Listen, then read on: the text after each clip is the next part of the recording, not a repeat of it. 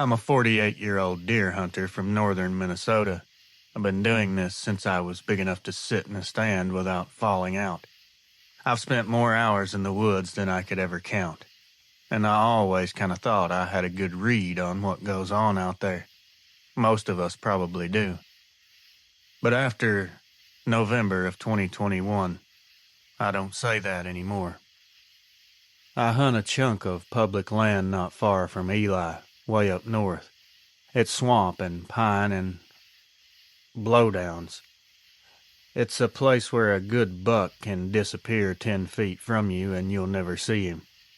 I've had good luck there over the years, mostly because I figured out a funnel where deer cross from the swamp into the hardwoods. You sit that spot during rifle season and eventually something moves through. It's a reliable spot, as reliable as it gets. I'll paint the picture. It was rifle season. I was in my stand well before sunrise. It was cold, but it wasn't miserable. Maybe 18 degrees. Snow on the ground, just enough crust on it that you hear everything coming from a mile away. There wasn't a breath of wind. About an hour after first light, I started hearing deer moving in the swamp behind me. They were moving pretty steady, not running, thankfully. And that honestly didn't make sense because deer around there don't head into the open hardwoods unless something bumped them up or spooked them. I got my rifle ready and looked down the trail. Then I heard something else. Something behind the deer, something large. It wasn't crashing through the brush like a bear, it was more like it was pacing the deer, or herding them. That's the best word for it. It wasn't trying to catch them, it was just pushing them in the direction it wanted them to go. It was driving them. My first thought was it had to be wolves, but wolves move light.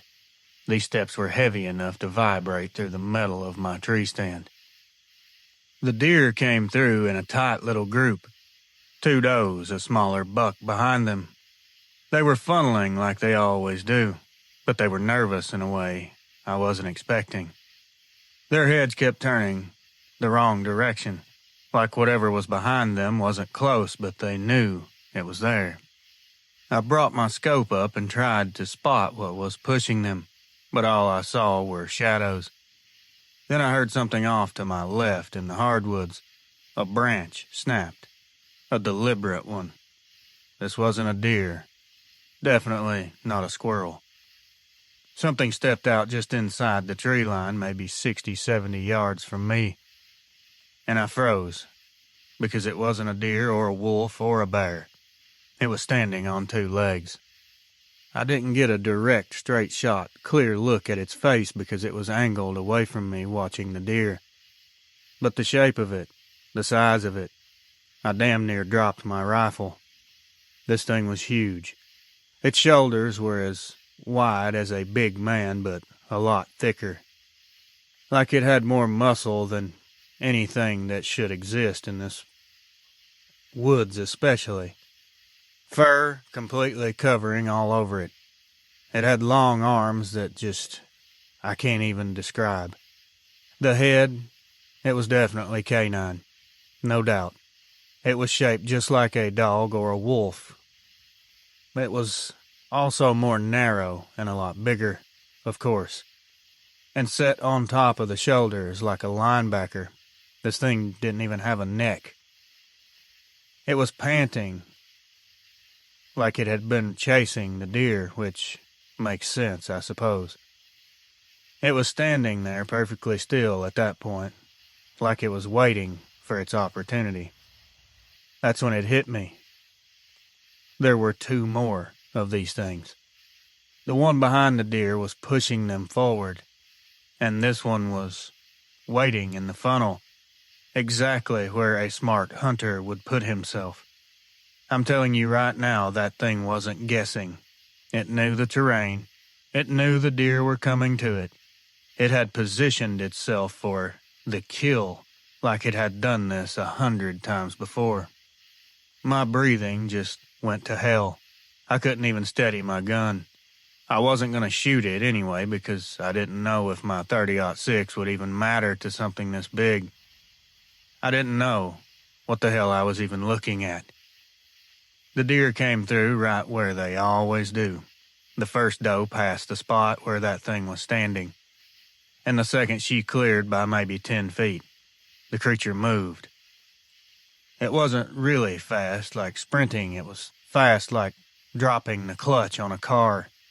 1 second it was still, the next it crossed that distance between it and the deer in one jump. It hit the smaller buck from the side and everything went silent. Not even a bleat. Nothing. It was dead before it even hit the ground. The other deer blew out of there so fast they didn't even make noise, just vanished. The creature bent over that buck, grabbed it by the neck and lifted it off the ground like it weighed nothing. And then this is the part that makes me sick. It looked toward the woods behind the deer like it was signaling the other one. I didn't hear the second one. I didn't see it. But I knew it was there. I could feel it. The first one dragged the buck into the trees like it was nothing more than a bag of leaves, and the woods stayed dead quiet. I sat there for almost an hour without moving. I was scared to even breathe. Finally, I climbed down and got the hell out of there. I walked backwards most of the way because I didn't want to turn my back on anything, especially after what I'd just seen. I haven't been back to that spot. I won't go back there. I didn't tell a single person except my brother, and even he looked at me like I'd lost it. I don't know if I can ever hunt again, to be honest, but I do know this. These Dogman creatures, those deer, they weren't just being chased, they were being run through a plan, a coordinated plan, a strategy, if you will. Now, what's stopping these things from using this intelligence and this strategy on us? That wasn't an animal chasing something for food. That was an apex, intelligent predator using teamwork, terrain, and timing better than any human hunter I've ever met. I will never, as long as I live, forget the way that thing moved. J.G. Eli, Minnesota. Hey, brother. You or anyone else can believe this or not. Really doesn't make a big difference to me. I'm only sending this because my cousin keeps telling me I should get it off my chest, whatever that means. He listens to your channel every night while he works on cars, so if you're reading this, blame him. I do a lot of hog hunting down here in East Texas. Not for fun, more like necessity. They tear up land like nothing else, and the landowner likes when people thin them out a bit. Me and my cousin run thermals because that's the only real way to hunt hogs at night without sitting there blind. Anyway, this happened last summer. It was hot as hell, humid enough that my shirt stayed glued to me the entire time. We'd been watching a group of hogs hitting this spot near a dried-out creek bed. The landowner had thrown corn down for a few days to keep them coming in. Pretty normal stuff, really. We got set up around 10 p.m. There was no moon to speak of. The thermals lit up everything like a video game. We were on opposite sides of a little opening, maybe 40 yards apart, whispering back and forth about which one we wanted to take. At first, everything was exactly like it always is. Hogs rooting, a few small boars pushing each other, one big sow that kept checking the wind. Typical hog behavior. Then something changed. Something that I didn't know was coming. I couldn't have ever imagined this was coming. The hogs all lifted their heads at the exact same time, not a second apart. I mean, the same second, like somebody hit a switch. They weren't looking at us. They weren't looking downwind. They were looking at this dark tree line behind them, and the way they were staring. It wasn't, we smell something. It was, we know something awful is in there. My cousin whispered, "You see anything?" I didn't. I just saw black and trees. No heat signatures, no movement. Then the thermal finally picked something up way off on the right side. One big heat blob, moving slowly, real slowly. It wasn't sneaking, it was just moving around like it was waiting. But there's something, this part, I can't get out of my head. It moved in a circle, a perfect one. It wasn't weaving, not nosing the ground like a hog. It was not pacing like a coyote. It was a slow, wide, intentional circle around these hogs, always staying just outside of their line of sight. I knew at that moment whatever this was very smart, and it knew very well what it was doing. This was something skilled in hunting. But, come to find out, it was even smarter than I thought. This thing circled again and got behind them. I could see it clear now, and I swear to God it was big, like big. The kind of heat signature you only see with cattle, or a full-grown black bear, maybe. Only this wasn't shaped like either of those. It had a long torso. It was tall, upright when it paused, huge upper body. Then it dropped down low, almost crawling. The heat signature showed long arms, long legs, longer than anything I've seen move on four limbs. My cousin whispered, "Buddy, that's not a hog. That ain't anything." We watched it move from one side to the other without making a single sound. Not even a grunt or a breath. This thing was hurting these hogs. That's the only word I've got for it, because that's what it was doing. Every time the hogs shifted, it shifted to cut them off. It kept them inside this little circle like it was pushing cattle. The hogs were panicking, understandably, but not running. Every time one tried to break, that thing would appear on that side and block the escape. Then, it came in fast. And no, I've heard other people say they run like a man. This wasn't like that.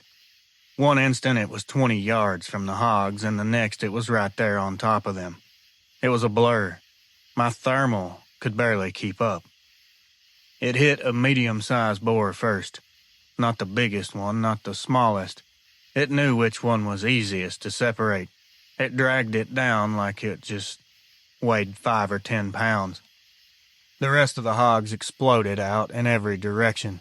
I mean full sprint, crashing through the woods so loud that it echoed. My cousin started cussing under his breath, and I told him to shut up because whatever that thing was, it wasn't focused on us. We watched it finish the boar in 2 seconds flat. Then, it stood up on 2 legs, full height, shoulders hunched, head shaped like a wolf, ears up like a damn dog. It sniffed the air, just checking. Then it walked backward into the trees with the boar over its shoulder, just calm as a cucumber, like it had been doing this its entire life, like this was completely normal. Nothing about this was normal. Me and my cousin sat there another 30 minutes trying to figure out if we should walk or crawl out of there. We chose walking, but we walked slow and kept looking over our shoulders and kept the thermals on the whole time. Now, I've been hunting these woods since I was a kid. I know hogs, I know coyotes, I know the occasional black bear. Nothing out here circles prey like that. Nothing out here pushes animals like it knows the bigger picture of how to corner them. People say hogs are smart, and they are. But whatever that thing was, it was hunting smart. And I know how crazy this sounds, but when I got home I realized something else. It had to know we were there. It didn't care about us at all, not even a little. We were just 2 idiots watching something we weren't supposed to see. That's all I have. Believe it or don't. C.W., Jasper County. Hello. I'm 56 years old, and I've spent half my life in the mountains around western Montana. I'm not, and make no mistake, I want you to understand, I'm not the type to lose sleep over something I can't explain. I've seen my share of weird things in the woods, and I don't usually pay any mind to it. I'm writing this to you because what I saw was wrong, and I'm old enough to know the difference between something strange and something that's impossible. This was closer to the latter. This happened in 2019. I was hunting a drainage above the Bitterroot Valley, a place I've taken elk from over the years. It's very steep country, deadfall everywhere, little pockets of lodgepole, then wide open bowls where the elk like to feed in the evenings. It's hard walking, but that's why I hunt it. It keeps 90% of people out. A lot of people are lazy and don't like to work for their hunt. Right around 4 p.m., I spotted a herd way down in a bowl. Maybe 40, 50 elk. Cows, calves, one decent bull pushing them around. They were acting normal at first. Grazing, switching sides, looking around. What you would expect. Then the whole herd shifted like something spooked them. I knew it wasn't me. They didn't run, they just bunched up tighter, and several cows kept staring at the same line of trees on the far side of the bowl. You spend enough time glassing elk, you start picking up on the subtle stuff. They weren't alarmed, but they were uncomfortable. I scanned the trees. I didn't see anything obvious. I didn't see a wolf, a cat. I didn't see another hunter. There was nothing there that I could see. About 5 minutes passed, and I finally saw some movement. It was something big, and it was something low. It looked like a wolf, but was too big to be a wolf, and it was too low to the ground to be a bear. It was moving through the deadfall like it had rehearsed the route. It didn't fight the timber, it weaved through it like a needle with thread. I don't know how else I could say that, but just picture it in your mind and you may understand. Every time the elk looked away, this thing moved. When their heads came back up, it froze. Like it understood how vision works. I thought I was watching a mountain lion at first, but lions don't move the way this thing did. And it was too big, too long at the torso. The head was that of a dog. I could see it perfectly. The ears were higher, its muzzle was longer. Its arms and legs were extremely long and extremely skinny. It didn't look physically possible.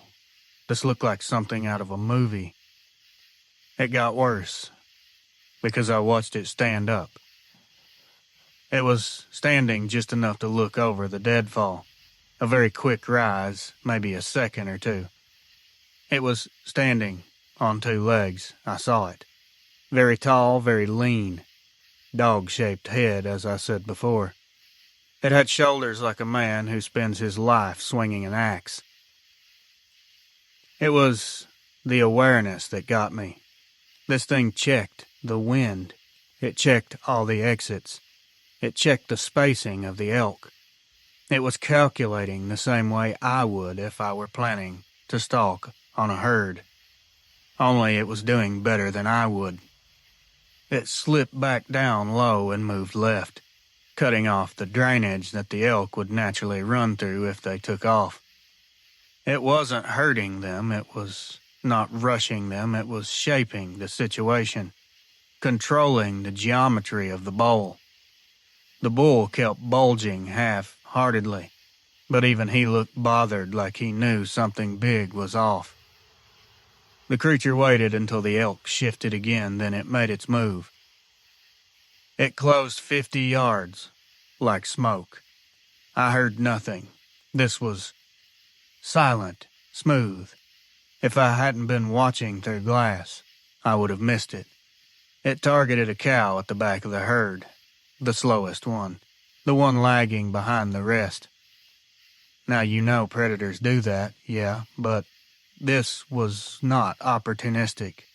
It looked intentional, like it had reviewed the entire herd and picked the one with the lowest chance of escaping. That was intelligence. The attack happened so fast I had to replay it in my mind afterward just to convince myself that I actually saw it. That poor elk didn't even have time to even think about moving before that thing was on her. It came from behind and slightly above, using the slope to its advantage. I heard one short cry and then it went quiet. The rest of the herd were gone, dust and snow flying everywhere. The bull was the first one out. Typical. Down on the ground, I could see just enough to know the cow was dead almost instantly. The creature didn't thrash about. It didn't even fight. It locked onto her neck, and that was it. Then something else happened. It looked up, directly toward the ridge I was on. It didn't hear me, there's no way. It just knew I was there. It was checking the area to make sure nothing else was around to challenge it. And for one brief second, its head turned in my direction. I didn't even blink. I held my breath. I did not dare move. It didn't react. It didn't seem threatened. It just settled back down and started dragging the cow toward the thicker timber, one-handed. I stayed until dark because leaving the ridge meant passing closer to where it had gone, and I wasn't about to test my luck. When I finally made my way out, I carried my rifle low and kept looking behind me every 30 steps or so. I've hunted alone most of my life, but that was the first time I ever caught myself wishing someone else was there with me. I've never been that scared in my life, and that's hard for me to admit. I don't pretend to know what dogmen are, but I know I saw one, and I know how they hunt. They hunt with patience. They hunt with purpose. They hunt with a high range of intelligence and strategy. It hunted with more intelligence than anything that should be walking in these mountains. I've seen wolves hunt smart. I've seen all kinds of predators do their thing. But whatever this was, it was thinking in a whole different level. And that's the part that keeps me quiet about it. I don't really know what else to say. Take this as a warning if you're a hunter. I don't think there's anything you can carry that will protect you from this thing. If you see one, all you can do is pray that it's not hungry or it doesn't want you. Thanks. Anonymous. Ravalli County. Reels. I know you're a pretty busy guy, or I imagine you are. So I'll try not to make this long. I won't waste your time. I'm 24 now, but this took place 2 seasons back in the low country of South Carolina, down in one of those swampy stretches where the ground squishes under your boots and you can smell the black mud from a mile away. Now, my granddad has a little piece of property that butts up against a bigger swamp. It's been in the family forever. It's just woods, mud, and deer trails that never change. He taught me everything about hunting when I was a kid, so every late season I go out there and sit a trail that crosses a shallow creek. Bucks love using it right before dark. Anyway, this was in December. It was cold, but not comparable to real cold like up north. We don't get cold like that. The sun was dropping and everything had that glow in the trees. If you're a hunter, you know what I mean. That time right before the woods switches personalities. I was sitting about 10 yards off the creek crossing. There's a big old cypress stump there that I lean against. It's great cover, and you can hear deer splashing before they show up.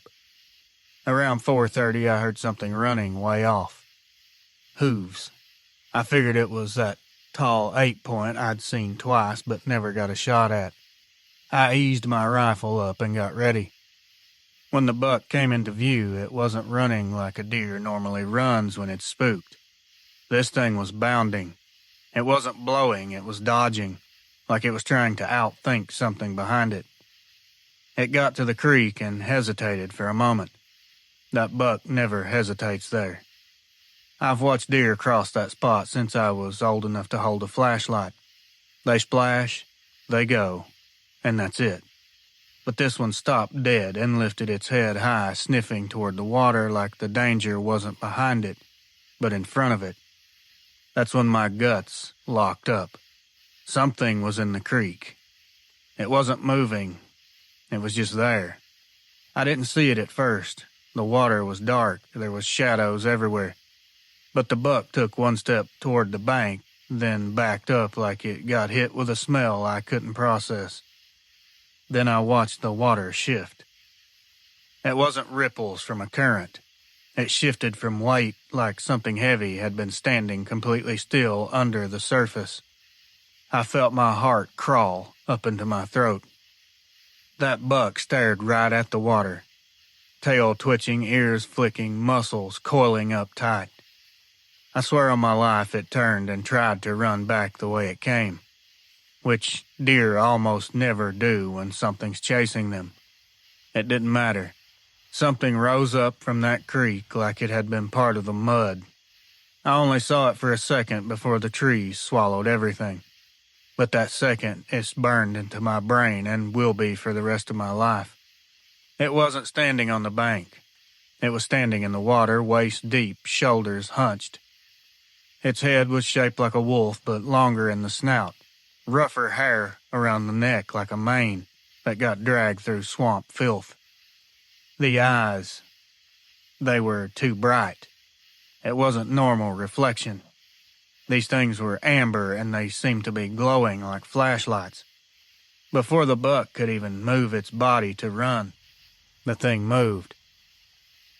It was so fast there's no way it was completely unavoidable. It lunged up the bank in 2 strides and hit the buck from the side. They crashed into the mud hard enough that I felt the vibration through the stump I was leaning on. Leaves went everywhere. Mud splattered. The sound of that buck, the sound it made, didn't even sound like a deer. It was more like breath being knocked out of something that knew it wasn't getting another. Everything after that happened in silence, like dead silence.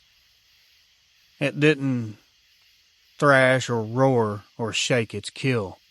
It pinned the buck down with one arm, grabbed the back of its neck, and gave a good twist. A clean, brutal twist. No struggle. No drawn-out fight. I heard a sickening crack, and that was it. I looked toward the creek and saw that it looked toward the creek. It didn't look toward me, it looked toward the water, like it was checking for something, like the water was part of the plan. I realized then it had been standing in that creek not to hide, but to kill its scent, or at least that's what I think. I think it was doing that to erase itself, to wait at the one place the deer had to pass. That wasn't instinct. That was a level of intelligence that most animals don't possess. Hell, for that matter, most humans don't possess. The Dogman creature stepped backward, dragging the buck by its neck, half limp and half floating. Every step it took was slow and controlled, like it wasn't in a hurry and it wasn't struggling to carry this animal. It disappeared into the deeper part of the swamp, dragging that buck like a wet rag. I didn't dare try to move at that point. I didn't even breathe right for a good 30 minutes. I thought I was going to have a heart attack. I only left when the light was almost gone, and even then, I was like a scared little kid. I told my granddad what happened, and he just stared at the floor for a very long time. Then he told me, everything in that swamp hunts, boy. Some things just don't want to be seen doing it. You're very lucky. Be careful. That line has stuck with me ever since. T.H. Reels. I'm not a dramatic type. I don't tell stories. So I'm just going to give this to you the way it happened. I imagine that's how you want it, right? I hunt predators out in western Oklahoma pretty regular. Been doing it since my 20s, and I'm now 39. Where I live, coyotes aren't some mystical creature. They're pests. They dig through feed yards, they take livestock, and they come right up to the houses sometimes, which is highly dangerous, especially if you have small children. You run a collar, you shoot a couple, you sell the pelts or just bury them, whatever you choose to do. This happened 2 years ago in January. There was a cold front that came through. The sky was clear enough that every star looked like it was right on top of you. The wind was almost nothing, which is perfect for what I was trying to do. I set up on the edge of a wheat field. Real open country out here. Scattered brush, a few pockets of mesquite, slight rises and dips in the land. I had my Fox Pro collar staked about 30 yards out with a little decoy feather moving around in the breeze. Now normally you get a coyote coming in within 10 minutes of the collar starting. They circle downwind, they stop and look. Then you take your shot. It's all very predictable, and I've done it hundreds of times. But this night felt different from the second I got out of the truck, and it was different in a way that I couldn't explain at the time. So I ignored it. Big mistake. I'll try to explain the feeling so if you do read this, someone listening might understand if they feel this. You know how sometimes the air feels too empty, like too open? It was one of those nights even the cattle on the next property were bunched up by the barn instead of grazing.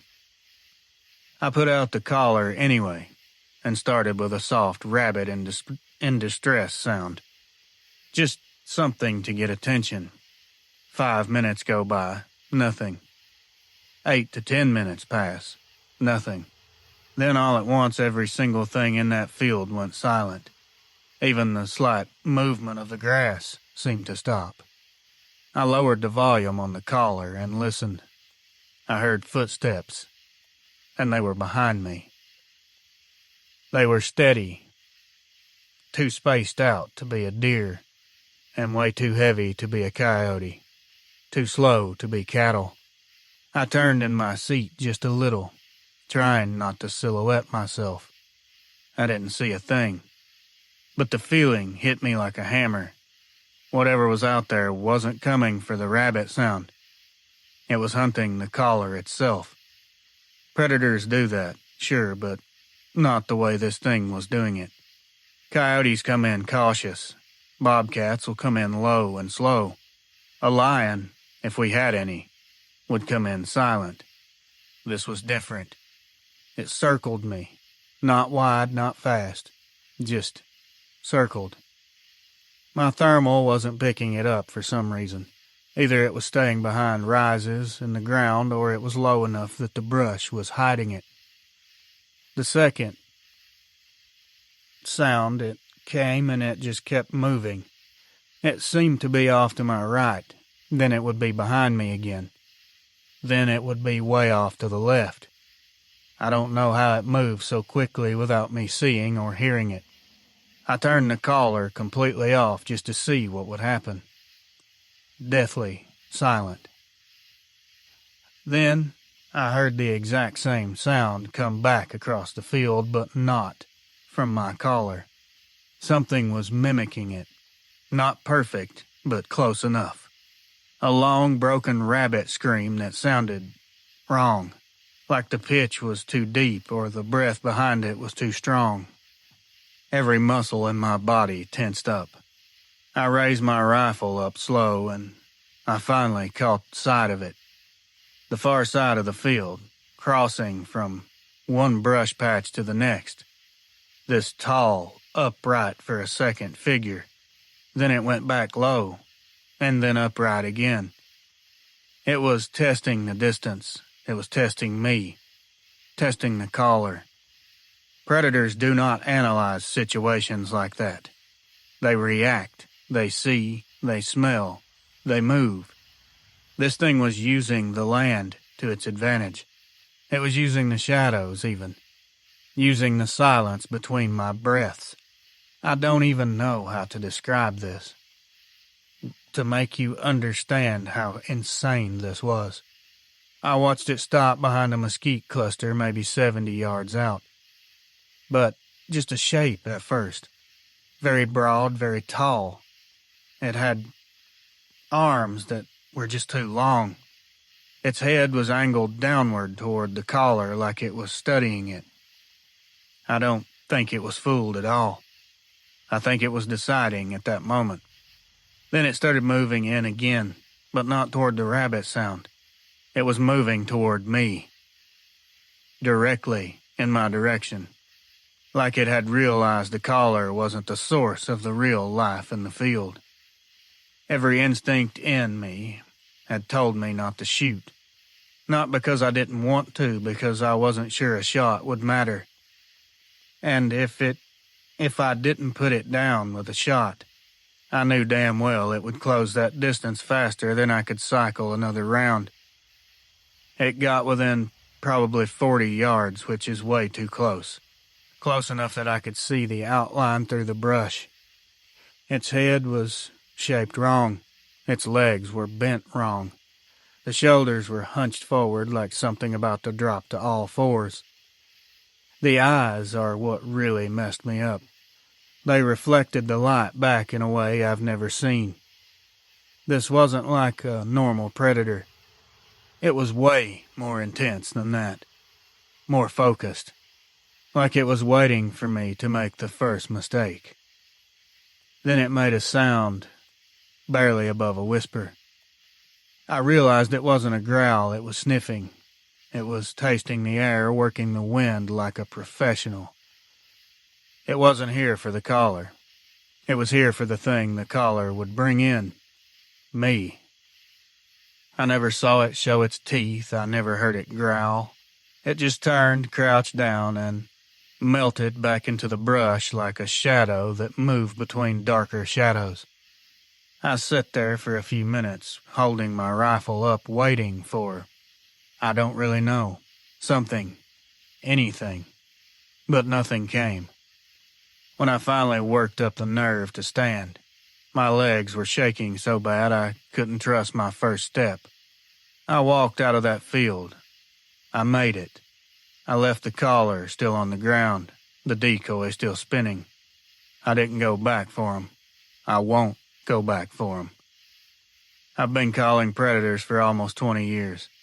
I've seen dangerous animals. I've been charged by hogs. I've been stalked by coyotes. None of that feels like this felt.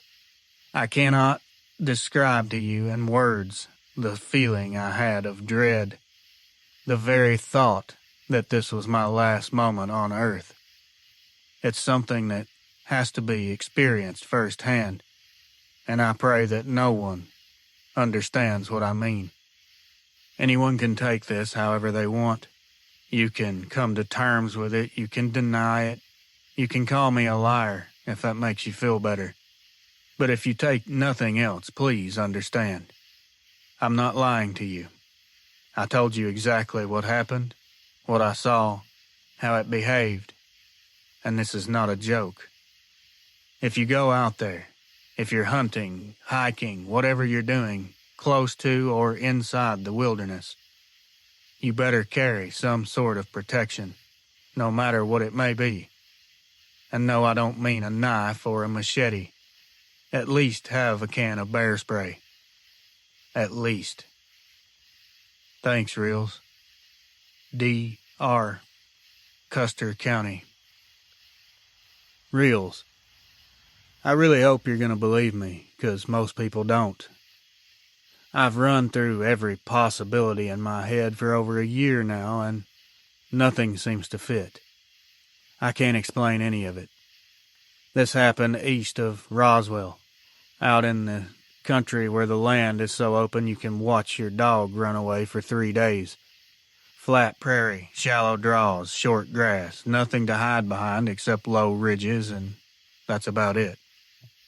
I hunt pronghorn out there. I have for years. It's not like elk or deer hunting. Pronghorn see everything. The only way to beat them is to know the terrain better than they do, and move slow enough that they don't get your silhouette. This was October 2023. It was clear out that day, high visibility. Perfect day for glassing. I'd climbed up on a low ridge overlooking a basin. Took me maybe 40 minutes to crawl up there without being seen. But once I was set, I had a perfect field of view.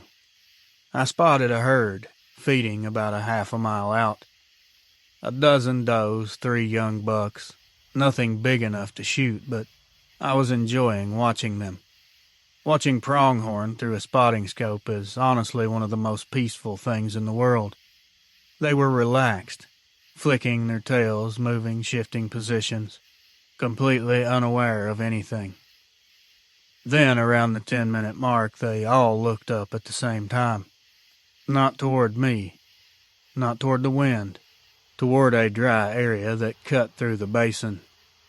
I scanned it with my binos, nothing. Checked with the scope, still nothing.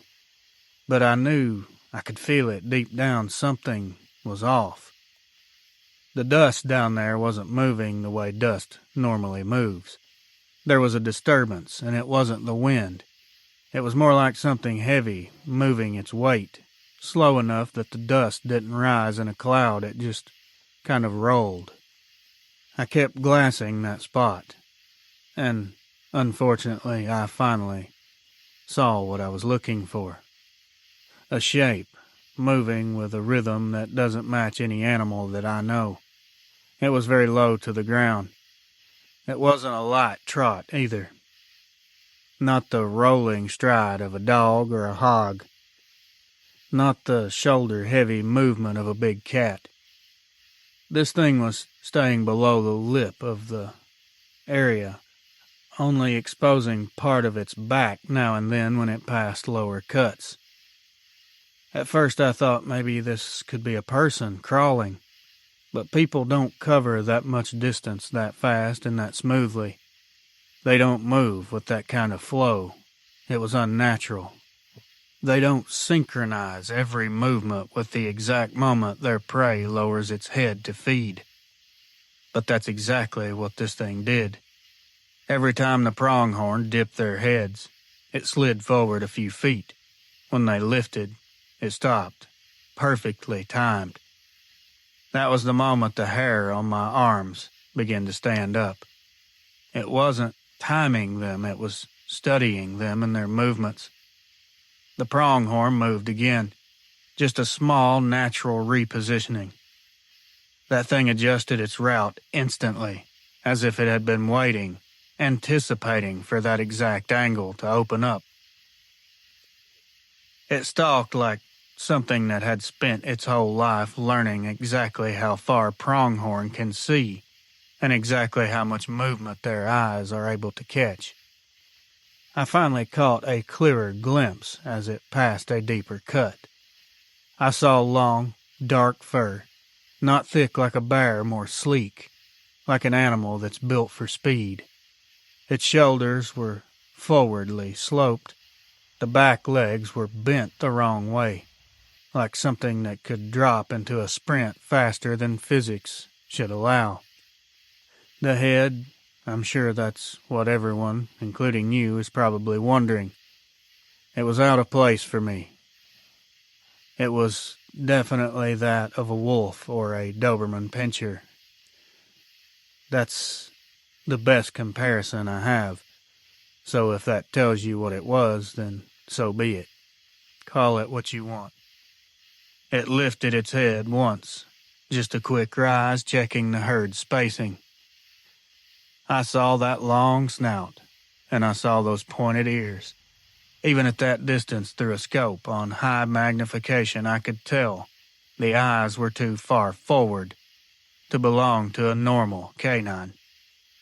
Predators have forward-facing eyes. These things were forward, more like a person's placement, but deeper set. Then the entire basin shifted. The pronghorn started to move, just drifting toward a spot in the basin where the ground dipped down slightly. It wasn't a good escape route. It wasn't a place they would normally go. It was somewhere a human hunter would want them to move if he was trying to corner one. And it dawned on me right then. That thing knew where they'd go next. It was shaping the herd without even getting close. The second the pronghorn were lined up wrong, one trailing behind maybe 6 or 7 yards, the creature made its move. Nah, it didn't move like a lion. It didn't leap like a wolf. It shot out of there like a bullet fired from the earth itself. One moment it was hidden. The next it was in the open, covering 40 yards in seconds. The pronghorn didn't even have time to even react at all. The one in the back lifted its head, confused, just as the creature hit it, at an angle so clean it looked choreographed. I saw dust explode, the rest of the herd took off in every direction, and the creature didn't spare them a glance. It finished the kill quickly, too quickly for me to see how it happened. It just dragged the pronghorn back towards where it came from, like it was just carrying a duffel bag. It wasn't even panting. It wasn't looking around for other threats. It knew it was the king of that situation. It was just done. Now I sit up on that ridge until dark, not because I was afraid to move, because in my mind, for some odd reason, I wanted to see it again. I wanted to see it again to prove that what I just witnessed was actually real. Whatever that was, it was moving down in those cuts like a person would move. I've hunted my whole life. I've seen every predator you can think of and how they stalk, how they ambush, how they chase.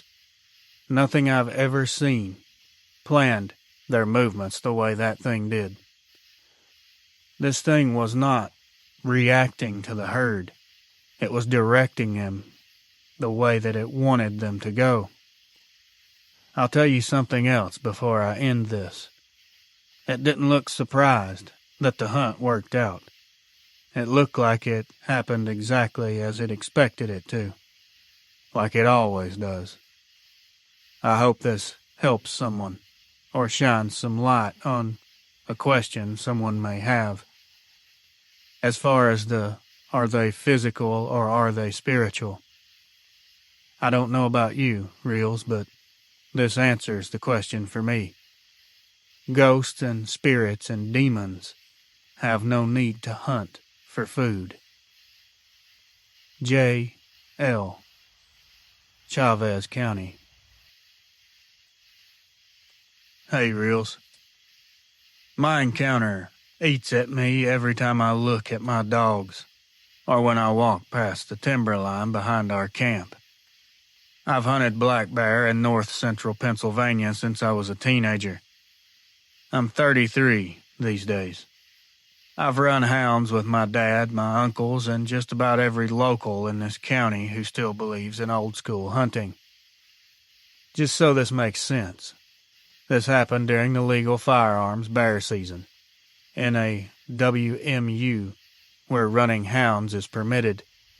We weren't baiting, weren't doing anything sketchy, just hunting the same way we've hunted for years. If you've ever hunted bear with dogs, then you know the drill. Dogs strike a track, start barking, collars light up on the handheld, and the whole group moves to cut the bear off or meet the dogs at the tree. That morning started normal. Cold, frost on everything. The kind of morning where sound travels too far and your breath comes out in puffs of smoke. We had 5 dogs out, All legal, all experienced, tough, reliable bear dogs. They've run dozens of bear without hesitation. They don't back down from anything, except whatever this was. Around 9 in the morning, the collars lit up. The dogs all at once acted like they struck a track. But the barking didn't sound right. They didn't sound excited, not aggressive, more like confused whining mixed with warning growls. My buddy Mark said that's not a bear track, not the way they're acting. The dogs kept pushing deeper into the woods, circling one tight spot over and over like they didn't want to commit. Finally, 2 of them broke off and started baying, which normally means they've got a bear held in thick cover and are waiting on us to close the distance. We expected to hear the usual, dogs fighting to hold a bear in place until we got there. Instead, the baying stopped. Dead silence. Then the GPS showed both dogs running back toward us, full retreat. That's the first time in my life I've ever saw bear dogs run away from the very thing they're cornering.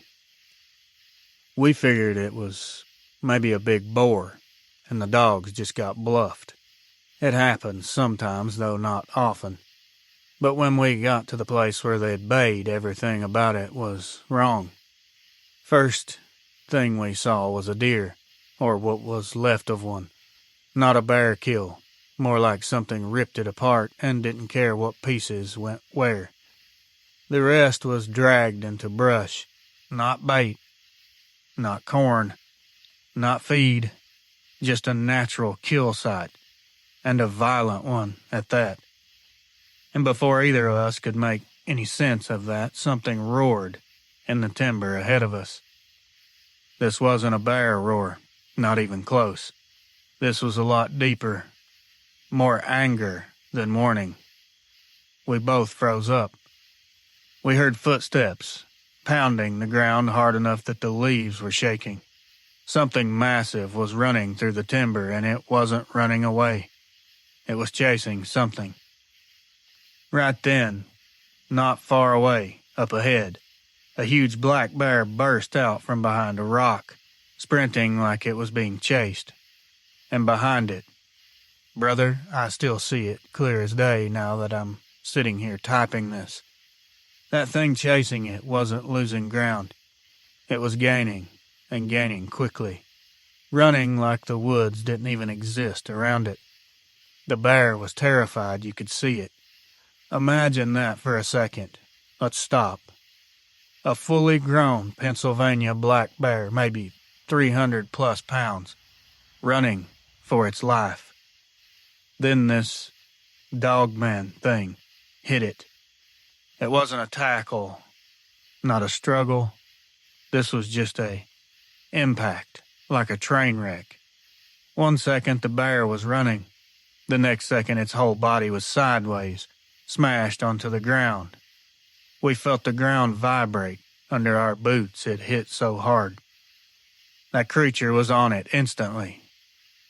It pinned the bear with both hands, grabbed the back of its skull, and twisted in one violent motion. A wet, hollow crack. Instant kill, lights out. A full-size black bear ended in a split second. Imagine that. Think on it for a second.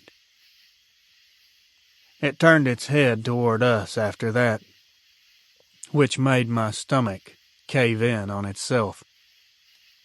It didn't turn its body, it only turned its head, very slowly too, as if it did it for dramatic effect. It knew we were standing there the whole damn time. It wanted us to see that. It didn't come after us. It didn't posture up. I never heard it growl or anything. It simply stepped off the bear, grabbed it by a hind leg, and dragged it back toward the timber like it had earned its meal and had no intentions of sharing, which was fine with me. The dogs, the same dogs that will charge a wounded bear without hesitation, were hiding behind us, tails tucked, shaking like they just wanted to leave. I've never seen them do that. Ever. We backed out of there, rifles shaking in our hands. Didn't fire a shot. Not at the bear, not at the creature. We weren't about to risk it during legal season with dogs in the area, and honestly, I don't think a shot would have mattered anyway. Back at the trucks, no one talked for a long time. All Mark finally said was, "Whatever that was, we are not the apex out here. I need to think on this for a while." Now, I haven't run dogs out there since, and I'm not sure I will ever go again. S.M., Clinton County, Pennsylvania. Hi. I'm sorry this is long. I didn't plan on writing this much, but I've been holding this in for far too long. I'm at the point now where I don't know who to even talk to about it, because everyone I know either laughs at stuff like this or tells me I'm just too stressed and I'm hearing things. But I'm not. I really wish that I was. I live outside Bedford, Virginia, maybe 10, 12 minutes from town, even if that. I have a small place on an old gravel road that dead ends. It goes nowhere, except 2 other houses. Those folks keep to themselves. It's quiet out here. Lately, it's been too quiet. I work for a local appliance repair company. I'm gone most of the day. Usually don't get home till after dark, sometimes 8 or later, depending on the calls. I got one dog, Toby. He's getting old. He's 12 now and slowing down, but he still acts like my shadow. Always been a good dog. He's the only reason I'm not totally losing it right now. Anyway, back in February, this all started. I remember the first time it happened exactly because I thought we had an earthquake or something. The floor did this shake around 1:45 in the morning. Scared the hell out of me. I sat up and listened, but nothing else happened, so I figured maybe it was a truck going past or the heater kicking on weird.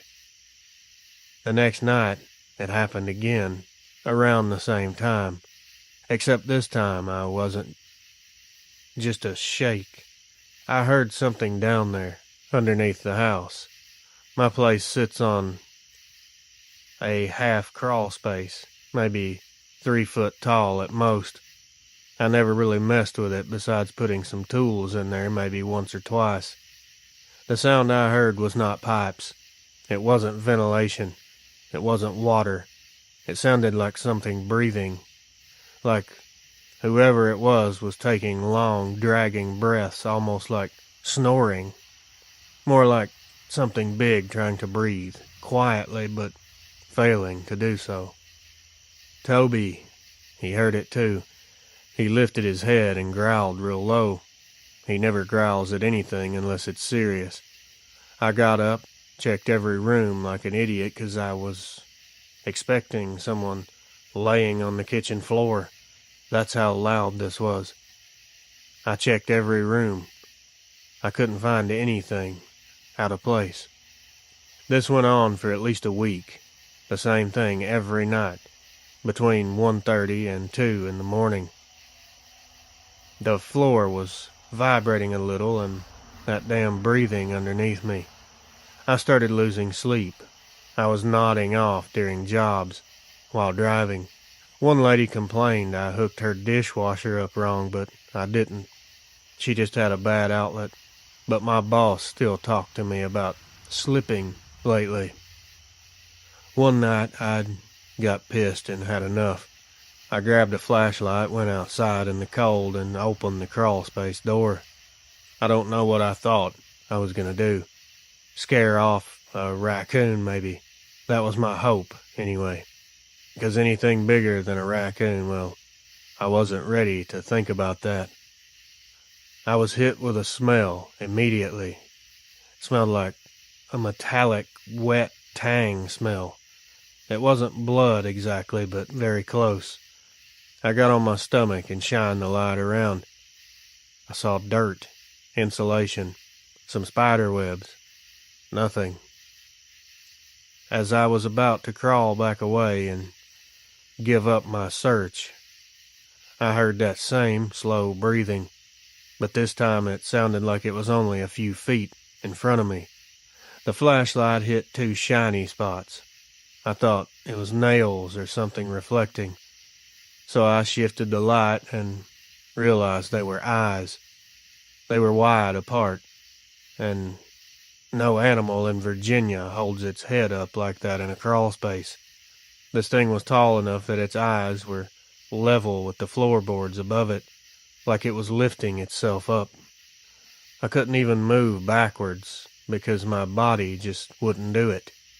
The eyes, I watched them narrow a little, like it was focusing on me. I swear my whole chest tightened up. I started to tingle. Toby started barking inside the house like crazy. I scrambled backward as fast as I could, and I even scraped my back on the frame. I slammed that door shut and ran inside. After that night, things got worse. The breathing kept happening, but now it was moved, like it walked from one side of the house to the other. I would hear it under the living room, then under the hallway, then under my bedroom like it was checking each spot. One morning I found dirt pushed out from under one of the vents like something was clawing upward. The next week the sounds changed altogether. It started whispering. I couldn't make out words, but it was sounds and sounded like someone trying to talk with a mouthful of water. It was drawn out syllables. Sometimes it almost sounded like my name, but I couldn't really tell. It was stretched out and didn't sound human. Toby started refusing to come inside at night. He'd stand at the door, shaking, looking at the floor like it's going to open up and swallow him. I have to carry him in sometimes. There's no way I'm leaving him out there. I called a company to come out and check for animals or structural problems. The guy crawled under there for maybe 20 seconds before backing out, pale as a ghost. He said something isn't right, and that I needed pest control instead. Pest control came and said they didn't see signs of anything living down there. No animal droppings, no tunnels. Yet the noises never stopped. 3 nights ago is when I honestly thought I was going to lose my mind. I was in the kitchen grabbing something to drink around midnight. The floor actually lifted. I'm not talking about shaking or vibrating. I mean it lifted, like something pushed up with its back or its shoulders. Maybe half an inch, but high enough to see my coffee mug slide a little. I stood there completely shocked, watching the floor settle back down. Then I heard that whispering again.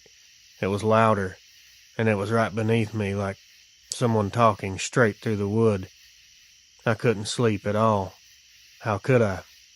I don't sleep much anyway. Yesterday morning, I went outside to clear my head. The crawlspace door was cracked open. I hadn't opened it. Nobody else was here. I checked the latch. It wasn't broken. It was opened by something. I locked it with a padlock this time. Tonight, I don't know. Tonight is bad. Worse than the other nights. I keep hearing thumps under the living room like something hitting the beams with its hand. Toby is hiding behind the couch, shaking so bad the cushions are vibrating. I swear I can hear something under there. It's moving, breathing through the vent behind me as I type this. It's been going on for 10 minutes now. The whispering keeps stopping and starting like it's waiting for me to respond. I don't know what to do. I keep telling myself I'm tired, I'm stressed. It's all my imagination. But I know what I saw under there, and I know what I keep hearing every night. Something is living under this house, and it wants me to know it's there. I don't know how much more of this I can take. I don't have the money to move, and no one believes me. I'm writing this because I gotta tell someone before I just break down completely. I hope this email makes sense, and I hope someone has some sort of advice for me. I'm shaking too much to reread it. I hope I didn't make too many mistakes as I'm under pressure at the moment. Thanks, Reels. David. Now, this email came in a little over 3 weeks ago.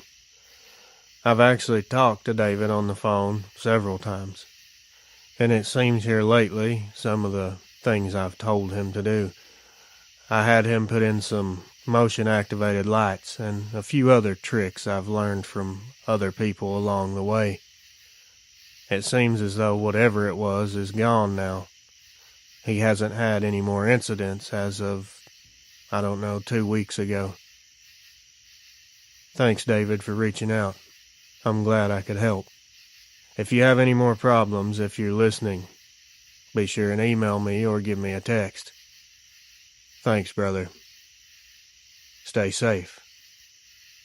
Hello, Reels, or whoever reads this.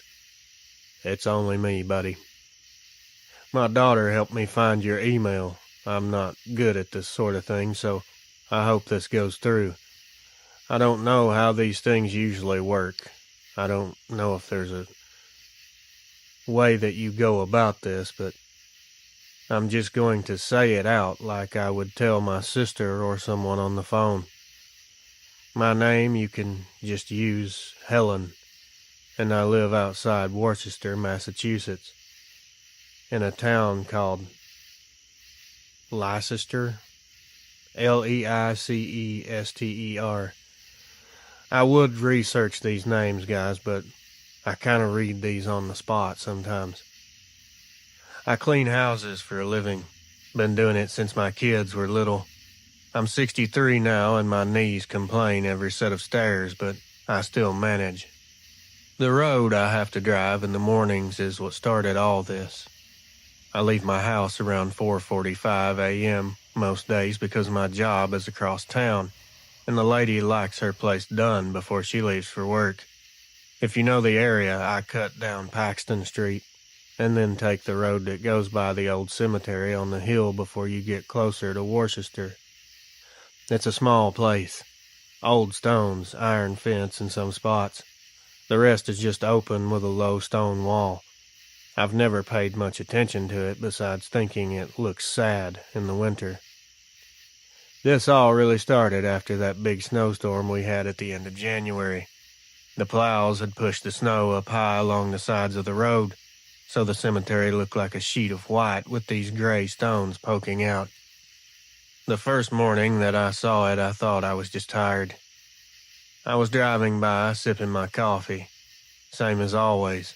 When the headlights swung across the cemetery, I saw what I thought was someone crouched down behind a headstone near the front. I remember it because the only thing that didn't look like a straight line or a stone was this thing. It was just a shape that didn't fit. I figured it was probably a deer bedded down or even a person, but it seemed odd for anyone to be in there at that time of day, in that cold.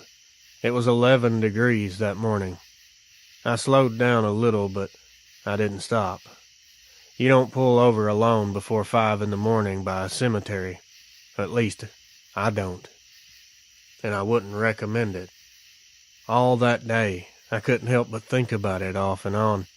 When I drove home, it was fully daylight, and I looked over. There was no one or nothing there, just rows of stones and snow like normal. 2 mornings passed. It happened again. The same graveyard, same curve in the road, same general spot.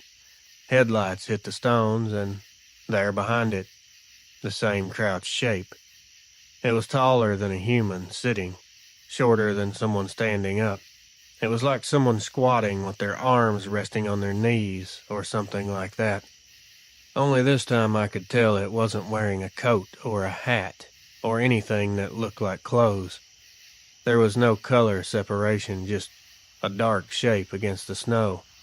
My stomach did a little flip when I realized that. I thought, okay, maybe it's a bush or a broken stone I've just never noticed. You start arguing with yourself.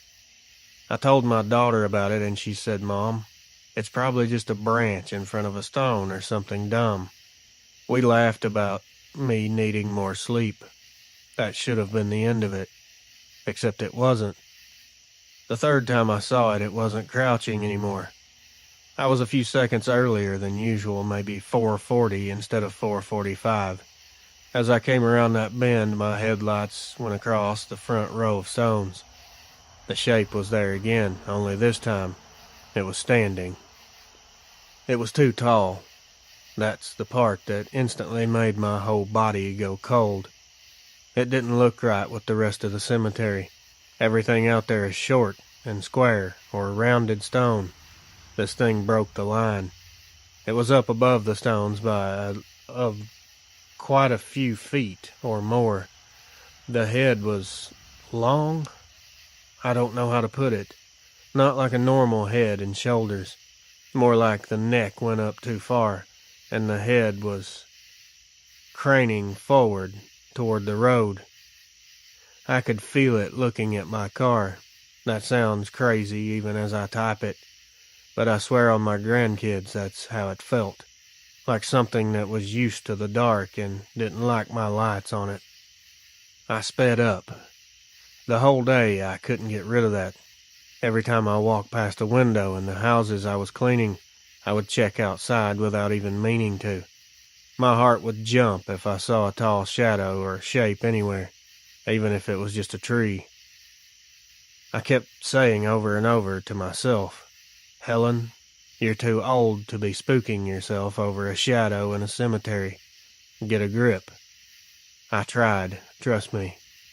A few nights later is when it followed me home, or at least that's the only way I know how to think about it. We had another light dusting of snow that night. Not much, just enough to cover what the plows had thrown around. I got home from my last job around 7:30. It was already dark. I live in a small single-story house with a finished attic where my grandson sleeps when he visits. Out back there's a line of old maple trees and then woods. It's not deep woods like out west, but enough trees to feel like a wall when it's dark out. I was in the kitchen doing dishes when I heard what I thought was someone walking in my yard. Out in the snow, it was that slow crunch sound. It wasn't moving fast, not like kids running, just a thing walking. I turned off the water and listened. My neighbor's dog started barking down the street. Then another dog further away. Mine died a few years ago, so my house was silent, except for my own breathing. I went to the back window over the sink and pulled the curtain back with 2 fingers. You do that thing where you don't want whoever's out there to see you looking. The light on my back porch is motion activated. It had came on. It lit up a good circle of my yard and sort of the tree line. I didn't see anything but the way the shadows were on the snow. They just didn't look right. They were stretched too far one way. I stood there about a minute, and that's when I saw it. Between 2 of the maple trees at the back, just outside the motion light's reach, there was a dark shape standing there. Same kind of tall, thin shape I'd seen at the graveyard. I couldn't make out arms or legs or anything clean. It just looked narrow at the bottom, and then wider up top, with the head turned toward my house. I dropped the curtain. My heart was going 100 miles an hour. I could hear it in my ears. I backed away from the window and grabbed the landline like I was going to call someone. Who? The police? Tell them there's something watching me from the trees? I put it back down. If you start talking like this, they'll lock you up, especially when you get older, around my age. The word senile will get thrown around. Anyways, after I dropped the curtain, the crunching in the snow started again. It sounded like it was getting closer to the house. I didn't look out again. I turned on every light in the back of the house and went into the living room and turned the TV up loud. I didn't sleep much that night, only a couple hours. The next morning, when I stepped out, I checked the yard. Out by the edge of the motion light area, there were marks in the snow. It didn't appear to be footprints like you see on TV. Not neat boot prints either. More like places where something heavy had pressed down with not a clear shape. Just these big ovals, almost too far apart for my legs to match. That's all I know. From that night on, it was like it knew where I lived. I started seeing that same tall outline out in the corner of my eye more and more. Sometimes it would be standing by the telephone pole across the street after dark. Once it was beside my shed. It was never close enough for my porch light to show a lot of details. It was always just standing there, angled toward me. The worst part hasn't even happened yet. The worst part was my bedroom window. My bedroom window is on the first floor, but the back window sits higher off the ground because of how the land slopes down. There's a good 7 feet under it, outside. I've never had to worry about anyone looking in. One night I woke up because something tapped on the glass. 3 slow taps. Not like a branch smacking it in the wind, either. It was 2 regular, like knuckles. I laid there thinking I'd dreamed it. Then it did it again. 3 more. Same exact rhythm. I didn't move. I didn't even breathe. I stared at the ceiling and prayed like I haven't prayed in 20 years. Whoever says they'd jump up and go look is lying. I couldn't make myself move. After what felt like forever, I forced myself to roll onto my side so I could see the window. The blind was down, but you can still see if someone is right up against it because it makes a dark shape. There was definitely something standing there. Very close. It almost looked like it was resting against the wall and the window. All I could see was that tall, dark mass filling the whole frame. This is when I caught a few of the features. I knew. The terrible part was that it was right on the other side of a thin pane of glass, looking directly inside. I saw a pure canine-shaped head. I saw the ears. I could see the snout. It was definitely a Dogman. I didn't sleep that night after that. I watched that window until the room got lighter. By morning, whatever it was gone. When I finally got brave enough to actually get up and check outside, the siding under that window had long streaks on it, like something had been scratching at it. I stopped driving past the cemetery after that. I take the longer route, even if it makes me late. I know that sounds backward, like avoiding it does nothing if it already found me, but I can't stand the thought of seeing it in both places. My daughter thinks I'm just finally freaking out from being alone too much, as she put it. My sister told me to get my eyes checked. None of that feels right. This doesn't feel like floaters in my vision or nerves. This feels like being watched by something evil that doesn't care if I understand it or not. I haven't had any other taps on the window in a month or so, but I also started sleeping in the small front room instead of my bedroom. I don't open the curtains in the back of the house after dark. I don't stand at the sink with the light behind me anymore. I don't know if this is what people call Dogman, but I think so.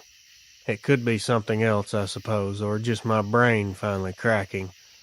All I know is I saw that shape, that thing at the cemetery 3 times, and then I started seeing it near my yard, and then at my window. That's enough for me. If you read this on your show, or whatever you do with these, please just change my name and don't say the exact street. I still live here, and I don't want people driving by at night looking for it. I already feel like something is paying too much attention to this house. Thank you for letting me get this out. I feel a little stupid sending it, but I also feel like keeping it to myself is worse. Helen. The street name I used is not the real street name, and Helen is not her real name. I've also spoken with Helen a couple times here lately. Things seem to have died down, and she hasn't had any more encounters or sightings, whatever you want to call it. I told her if something else happens to be sure and let me know. I don't know how much help I can be, but I'll do what I can. Thanks, Helen. I hope things are going better for you. The subject of this email says, I don't know what happened out there, and I'm honestly scared. Hey man, I don't really know how long these emails are supposed to be, if there's a certain length or questions you want me to answer, but I'm kind of freaking out, and I figured if anyone might at least read this, you would. I'm not trying to get any attention or anything. I just don't know who else to even talk to. I've tried to reach out to others, but I seem to get no response or the runaround. You can just use the name Josh. I live up near Nederland, Colorado. I work at a ski resort doing maintenance, mostly the lifts and the rentals building. I'm 25. I'm not a kid. I'm not into ghost stuff or cryptid stuff. None of that. I'm the last person who would have believed this even 2 months ago. But something happened to me on my walk home from work, and something keeps happening after it, and I can't ignore it anymore. I've been looking online for days. That's how I found this channel. I guess I'll just start with the night that it happened. It was the end of January. Snow everywhere, but not a storm. I got off late because we had to fix one of the chairlift pulleys, and it took forever. I didn't have my car because my roommate borrowed it, so I walked home like I've done 1,000 times. It's only like a half a mile through the woods if you cut behind the cabins and through the maintenance trail. I've never been scared walking through there. I've seen elk, foxes, probably a mountain lion once, but I've never had any issues. I've never been afraid of the woods or the wildlife. This night it was extremely quiet. I mean, weirdly quiet, but I didn't think much of it. I had my earbuds in for the first part, but the battery died, so I just walked listening to the snow crunch under me. There was this weird, warm, cold, warm thing in the air, like pockets of warm air that didn't make sense. But whatever. I got about 200 yards from the road when I heard someone say my name. It was as clear as day. The voice sounded like my mom. My mom lives in Kansas City. It didn't echo right either. It sounded like it came from the trees, but also like it was right over my shoulder at the same time. I turned around. There was nothing. No one behind me. It was just the trees. I was alone. I said out loud, hello, 'cause I thought maybe someone from work followed me or was trying to mess with me. No answer.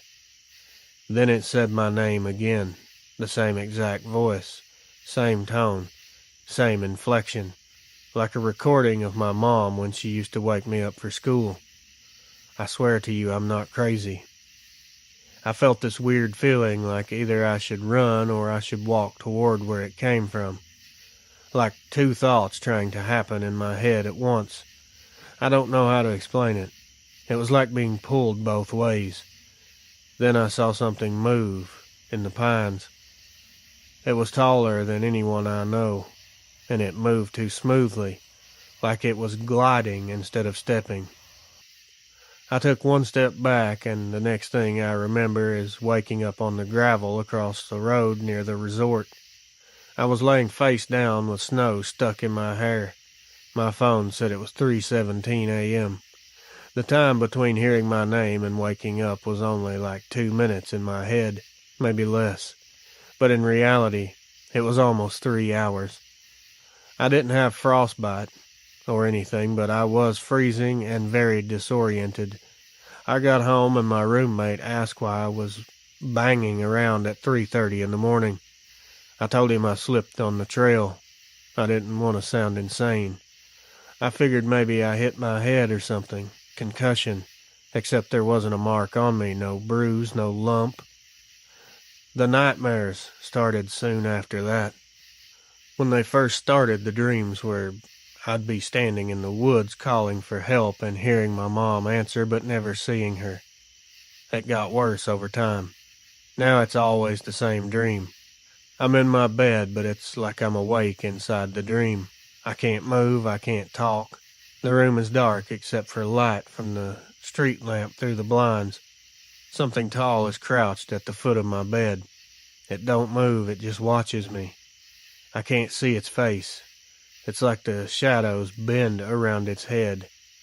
Every time I blink in the dream, it's closer. One blink, it's by the foot of the bed. The next blink, it's by my knees. The next blink, it's beside me, leaning its head down like it's trying to hear me breathe. I always wake up drenched in sweat right before it touches me.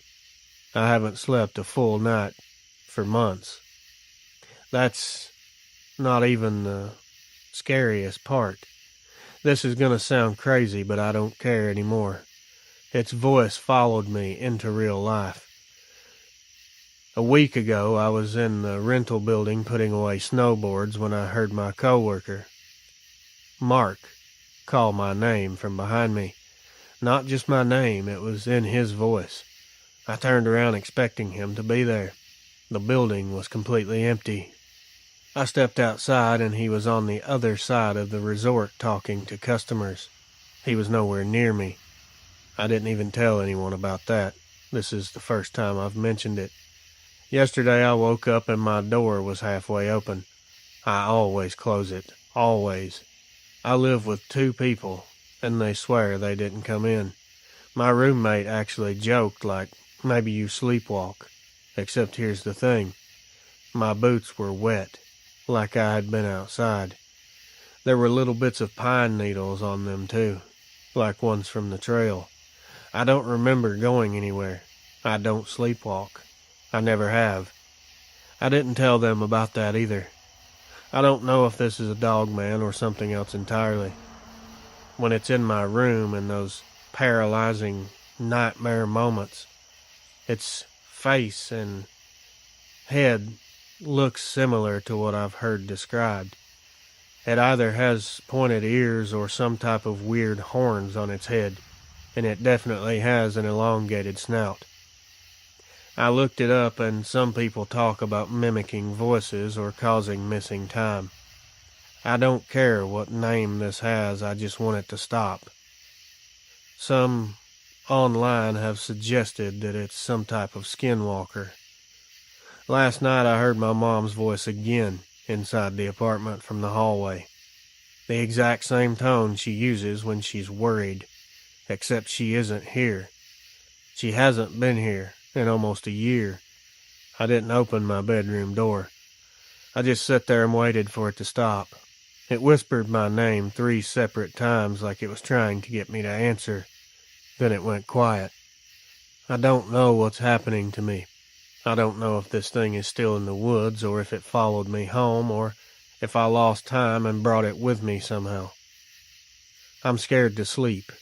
I keep the bathroom light on because if the room is pitch black, my chest starts tightening like something's in there with me. I'm always feeling like I'm being watched. I keep thinking if I close my eyes for too long, I'll see that crouched shape again. I don't want to tell my family because they'll think I'm crazy, and maybe I am. Maybe this was just some weird neurological episode, but my boots were wet. And something called my name last night using my mother's voice. If you read this, just don't say the exact town. People around here talk too much, and I don't want anyone from work hearing about this. They'll think I'm on some type of drugs. I just want someone to know what happened in case this gets worse or I start losing more time. I don't know what else to do. Josh, Colorado. I don't even know what to say about this one, really. The events in the bedroom with the nightmares and the thing at the foot of the bed, that sounds more like sleep paralysis to me. I could be wrong, but I've had that happen to me several times in my life, and it sounds exactly like sleep paralysis. As far as the voices go, I can't really explain that one. I don't really know if that's related to Dogman, even though I've heard similar things in the past. It very well could be. I just don't have any answers for this one. I don't know if I should use my name, but it's Earl. Use it or don't, that's up to you. I don't care either way. I live out in the Bighorn Basin part of Wyoming. I have my whole life. I'm 58. I do fence work mostly, some ranch stuff. I keep to myself mostly, except for work and the store in town. I'm not good at writing. I failed English class, so this is going to sound or read rough. I don't want to spook anyone or anything or sound spooky. I don't got the education for fancy talk. I'm just telling it how it happened because it's been bothering me and it's hard for me to sleep. This was the middle of March. It was cold at night, but the days were starting to warm a bit. I had a job fixing about a quarter-mile of bad fence for a rancher out toward Manderson, place way out there. Long dirt road, nothing but willows and open ground for miles. I worked till dark because the wind had been kicking up earlier and I fell behind. By the time I packed my tools up and threw stuff in my truck, it was full dark. The stars were out bright. I don't like driving those back roads late.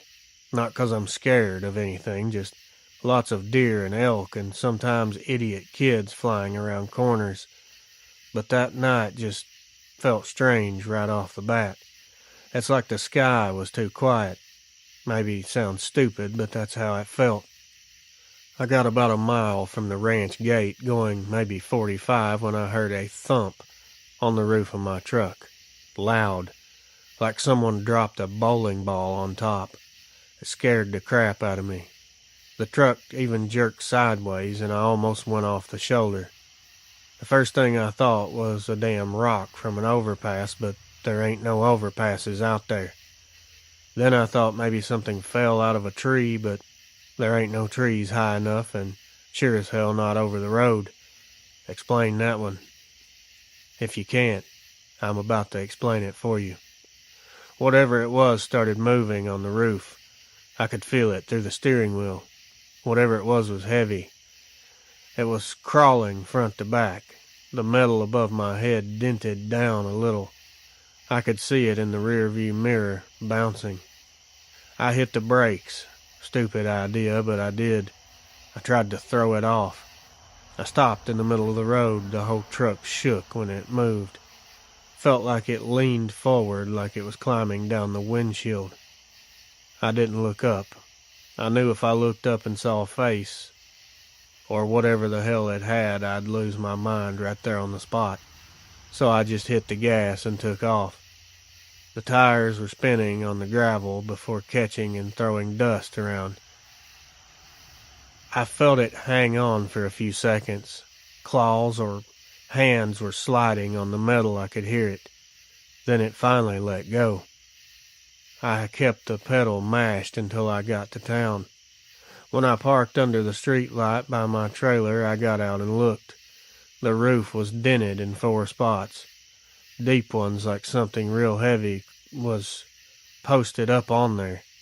There were long scratches down the side, too. Not from a branch. Branches don't go in straight lines and nearly to the metal. I told myself it was probably some damn poacher messing around in a ghillie suit or some drunk kid, but that's just insane. Your brain will go in all different directions trying to come up with nonsense. It sure didn't explain how quiet it moved once it was up there. The thing that that big should have shook the whole truck. I tried to forget about it. I kept working. A couple days pass, and I start seeing something out by the edge of my field, behind the old windmill. The first time I was coming in from town with some groceries. The sun was going down, and I saw that shape standing by the windmill. This thing was way too tall to be somebody, and it stood wrong, stiff, like it didn't know how legs were supposed to bend. And speaking of that, its legs were bent the wrong direction. The knees were pointed backwards instead of frontwards. I watched it for a minute, thinking maybe my eyes were just seeing things. Then it stepped to the side and went behind the windmill tower. It didn't make a sound. I went out there with my flashlight and my rifle. I found nothing. It was gone. That same night I heard something walking around the trailer. It sounded like it circled a few times. I didn't go look, I'm not ashamed to say that. I stayed in my chair with the lamp on and waited it out. The next morning I did find some weird prints, and they were big ones. They were human-shaped, sorta, but a lot longer, like whatever it had for feet wasn't built like something you'd understand if you saw it. The toes looked long as well. The heel marks were deeper than my own. They went from the windmill straight to my yard and back again. After that, it kept showing up, always at a distance, always watching, staring at the house. Sometimes it would be standing in the field, sometimes by the shed. Once it was sitting, yes, sitting, like a man would with knees up, except its arms were too long for that to look natural. And the fact that its legs were bent the wrong way made it look even stranger. It just watched my place. One night I came home late again. I don't know why I didn't ask someone to come stay or something. Pride, maybe. Anyway, I pulled up, the porch light was on and it was flickering, like the bulb was about to blow. Something was standing behind my truck. It was way taller than the top of the cab. I only saw it in the mirror when I stopped. I saw a long snout, yellow eyes, and pointed ears on top of the head that were sort of laid back.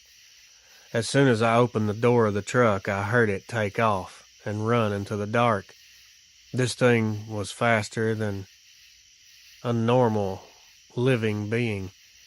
There's nothing that could run away that fast. Nothing that I know of. The worst part, though, it was last week. I was lying in bed around 1 a.m. The wind was blowing something fierce. I heard a loud thump on the side of the trailer. Then another followed. It was like someone taking a few steps and ramming the wall with their shoulders. Whatever it was dragged what sounded like a palm or something sharp along the siding. Then it stopped right under my bedroom window. I don't want to talk about that part much. I heard something breathing, and it wasn't an animal. It wasn't a human either. This was too deep, and it sounded like it had a growl mixed in there somewhere. After a minute or two, it just walked away. That morning, I went out and looked under that window, and I found nothing. It hasn't come that close again, but it still stands out there by that windmill and sometimes in the field. Now I can make out the silhouette pretty well. It looks like what people describe on here, and I've asked a few people, and they say the same thing. Everyone's telling me this could be and most likely is a dogman, whatever that means. I don't know if this is the same thing or if there's more of them. I don't know if this is what climbed onto my truck, but I got a real bad feeling that it is. I've heard also these things will follow you home, but I didn't do anything to it. It chose to jump on my truck. I didn't hit it. I didn't even see it. I don't know how it got up there without me seeing it or hearing it come from the road. I don't know why it keeps coming back. I don't go outside when it's dark anymore. I don't walk out to fix anything after sunset. I keep all my curtains shut. I haven't told anyone around here or family because, well, for obvious reasons, we all know how that works out. Maybe I am messed up in the head. Maybe I imagine the whole damn thing. But the dents in my roof are still there. And the windmill it's always out there. It seems like it's almost every night now. I know what my eyes are seeing. I refuse to believe that I'm crazy or this is something that isn't there. I don't drink or do drugs, so hallucinations are out of the question. You can tell people this if you want, but keep exact locations and names out of it. Honestly, you can use my name. I think I told you in the beginning. It doesn't matter. Folks around here don't like attention. I just needed to talk to someone. I'm hoping I can get some sleep. And it stops messing with me for a day or two. I need a break. I need rid of this thing. Earl, out near the basin. This final email. Ooh, this is a wild one. This one is intense. Hey man, I don't feel like my name should be part of this. I'm 46. I've been a diesel mechanic damn near 25 years. Mobile work, mostly. I go where the truck is, not the other way around. That means desert nights, busted rigs on the side of nowhere, ranch roads, all of that. I'm not scared of the dark, and I'm not scared of wildlife. I've slept in my truck more nights than in a real bed some years. I've seen some weird crap out in the desert, but nothing like this. This is something else. This has kept me up a many of a night for weeks straight. My hands shake when I try to drink coffee. That never used to happen to me. This was between Douglas, Arizona, and El Paso, Texas. If you know that stretch, it's ugly, empty land. Dry washes. Old fence posts. Long stretches where your radio picks up nothing but static. Anyway, about 2 weeks ago, I got a call from a rancher out near Rodeo. His old Ford dually had died on him while he was hauling some fence wire. I drove out there around 6 in the afternoon. The sun was low. It took me forever because his directions were crap, like always. Got his truck running around 8. He took off fast because he didn't like the idea of being out there after dark. I found this strange.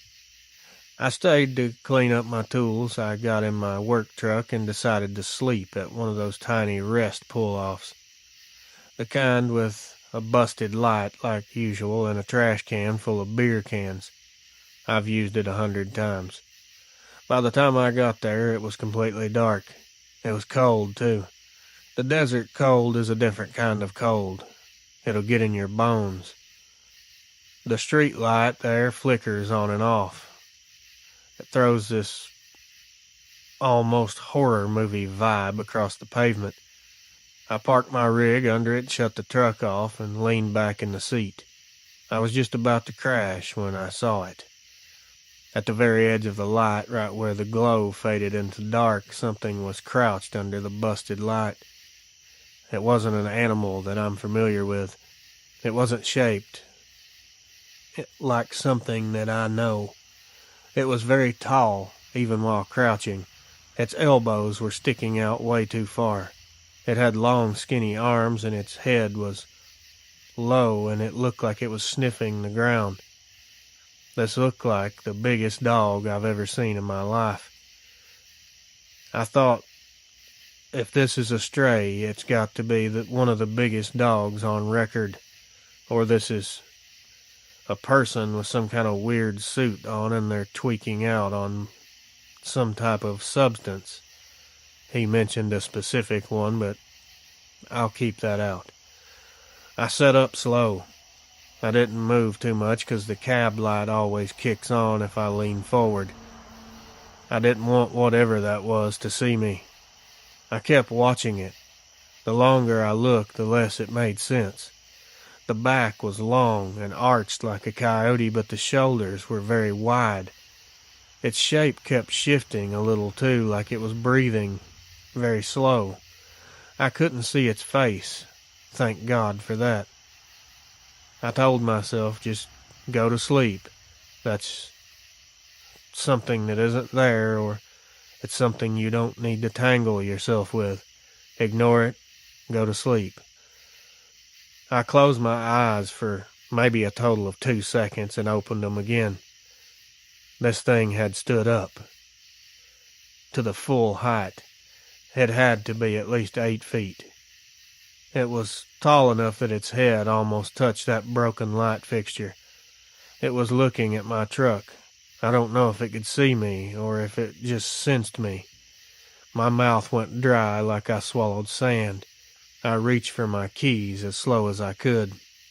Before I even turned the ignition, this thing did what I would call as a bluff charge. Or maybe it wasn't. As soon as it charged, my reaction was to hold down the horn.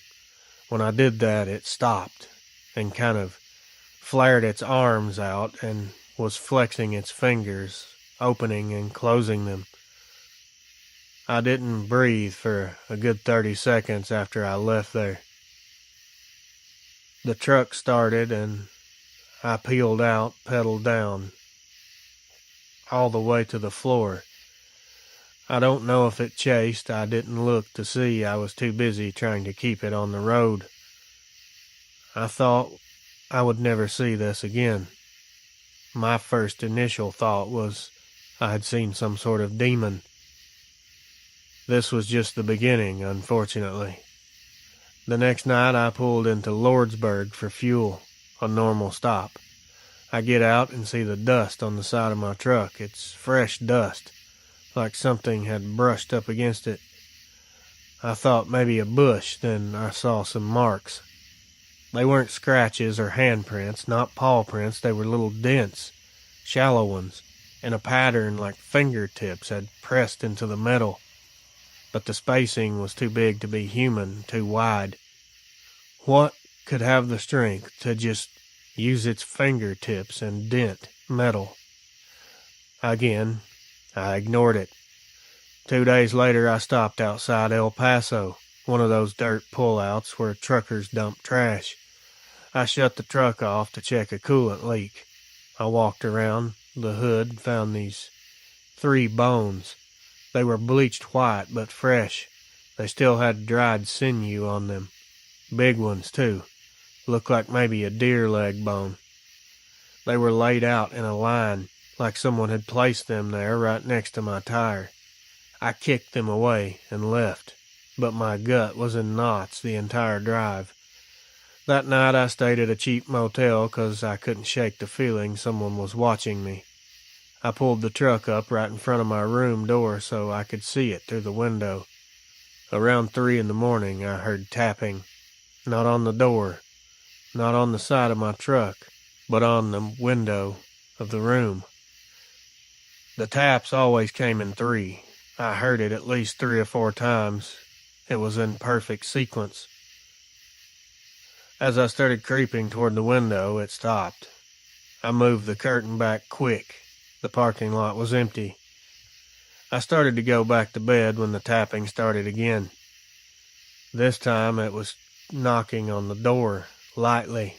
It sounded like something sharp, maybe plastic or metal, tapping on the door. I couldn't see anything. I didn't want to see anything. I sat on the edge of the bed with the lights on. Didn't even take my boots off. I was ready to run if I had to. My whole body stayed cold for hours. I just waited for morning and prayed. The only explanation that made sense was someone was messing with me.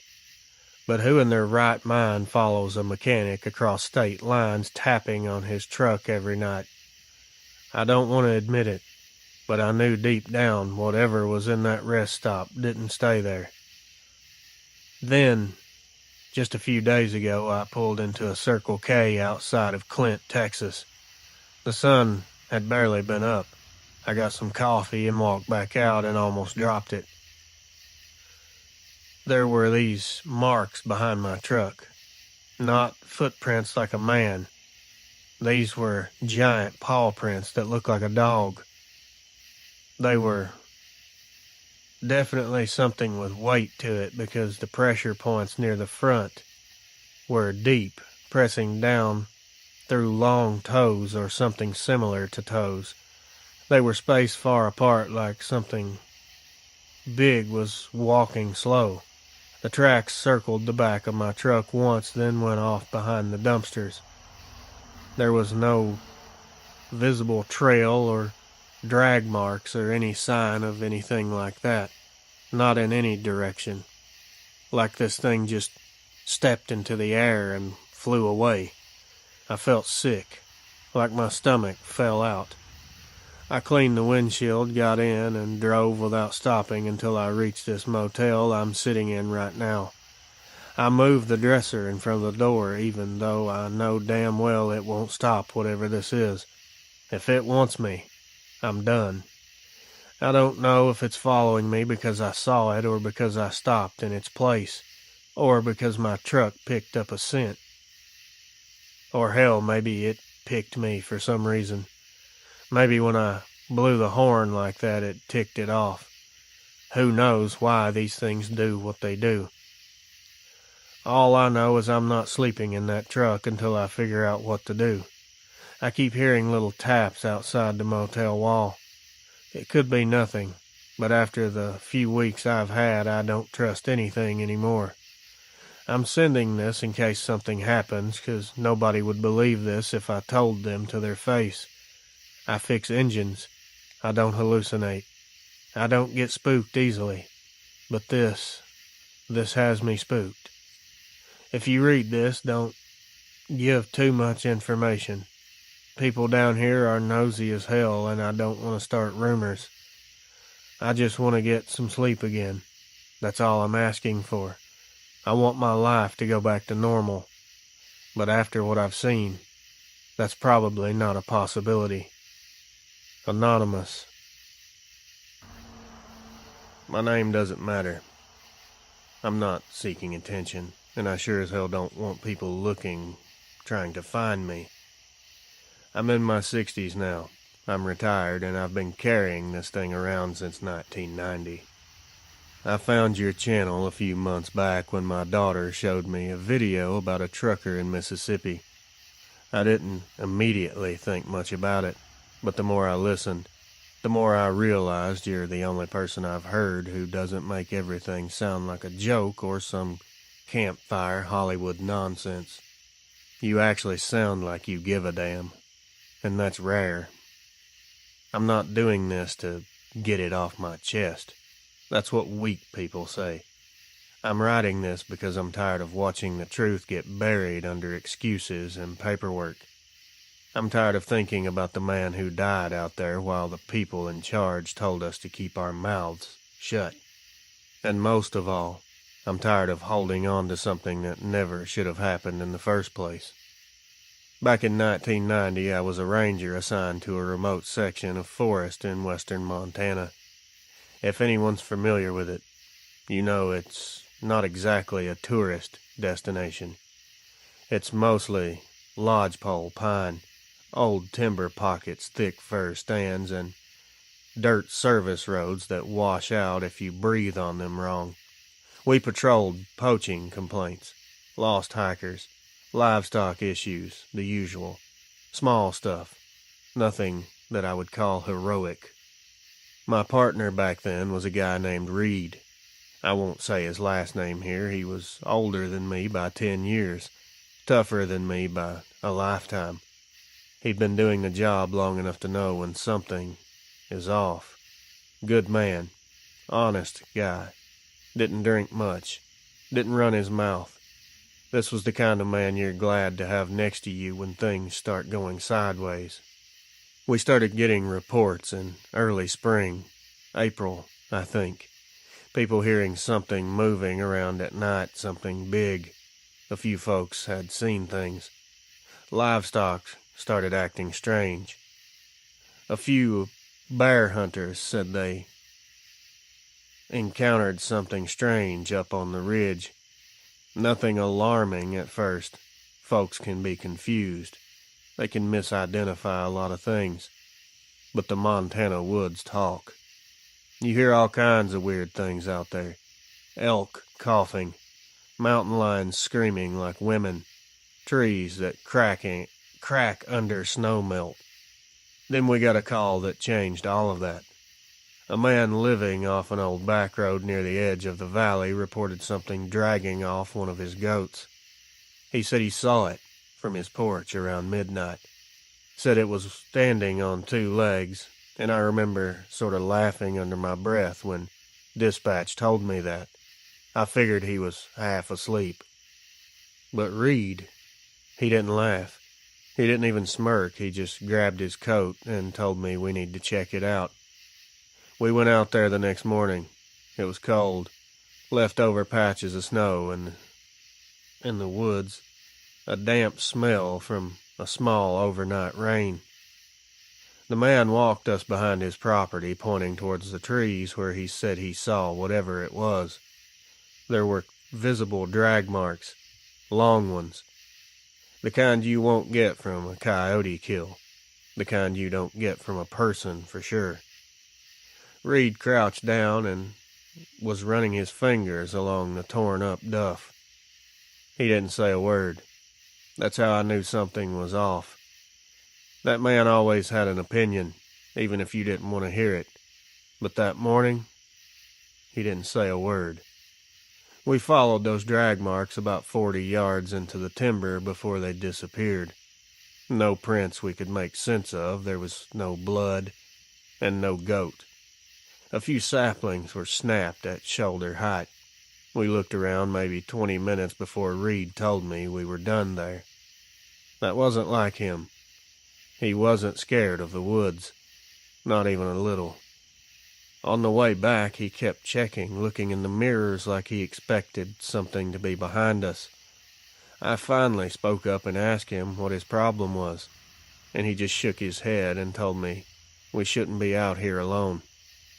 That was the first time in my entire career I felt something was wrong, like actually wrong. Not some drunk hunter. This wasn't a stray dog attack. This wasn't trespassers. Something we weren't supposed to be dealing with. I'm telling you this because this was the first warning sign, and we ignored it. Or maybe we didn't take it as serious as we should have. Either way, the thing that killed Reed didn't show up out of nowhere. It let us know it was there. We were just too stupid to understand it. I'll write more soon. You can use this if you want, but as I told you before in our previous conversation, this is going to be a long one. It doesn't really matter to me what you decide to do. At least you'll hear it if no one else does. And please do not use my full name. That's the only thing I ask. Talk to you soon. R. Second email. I'm back, buddy. And here's where things really started sliding downhill.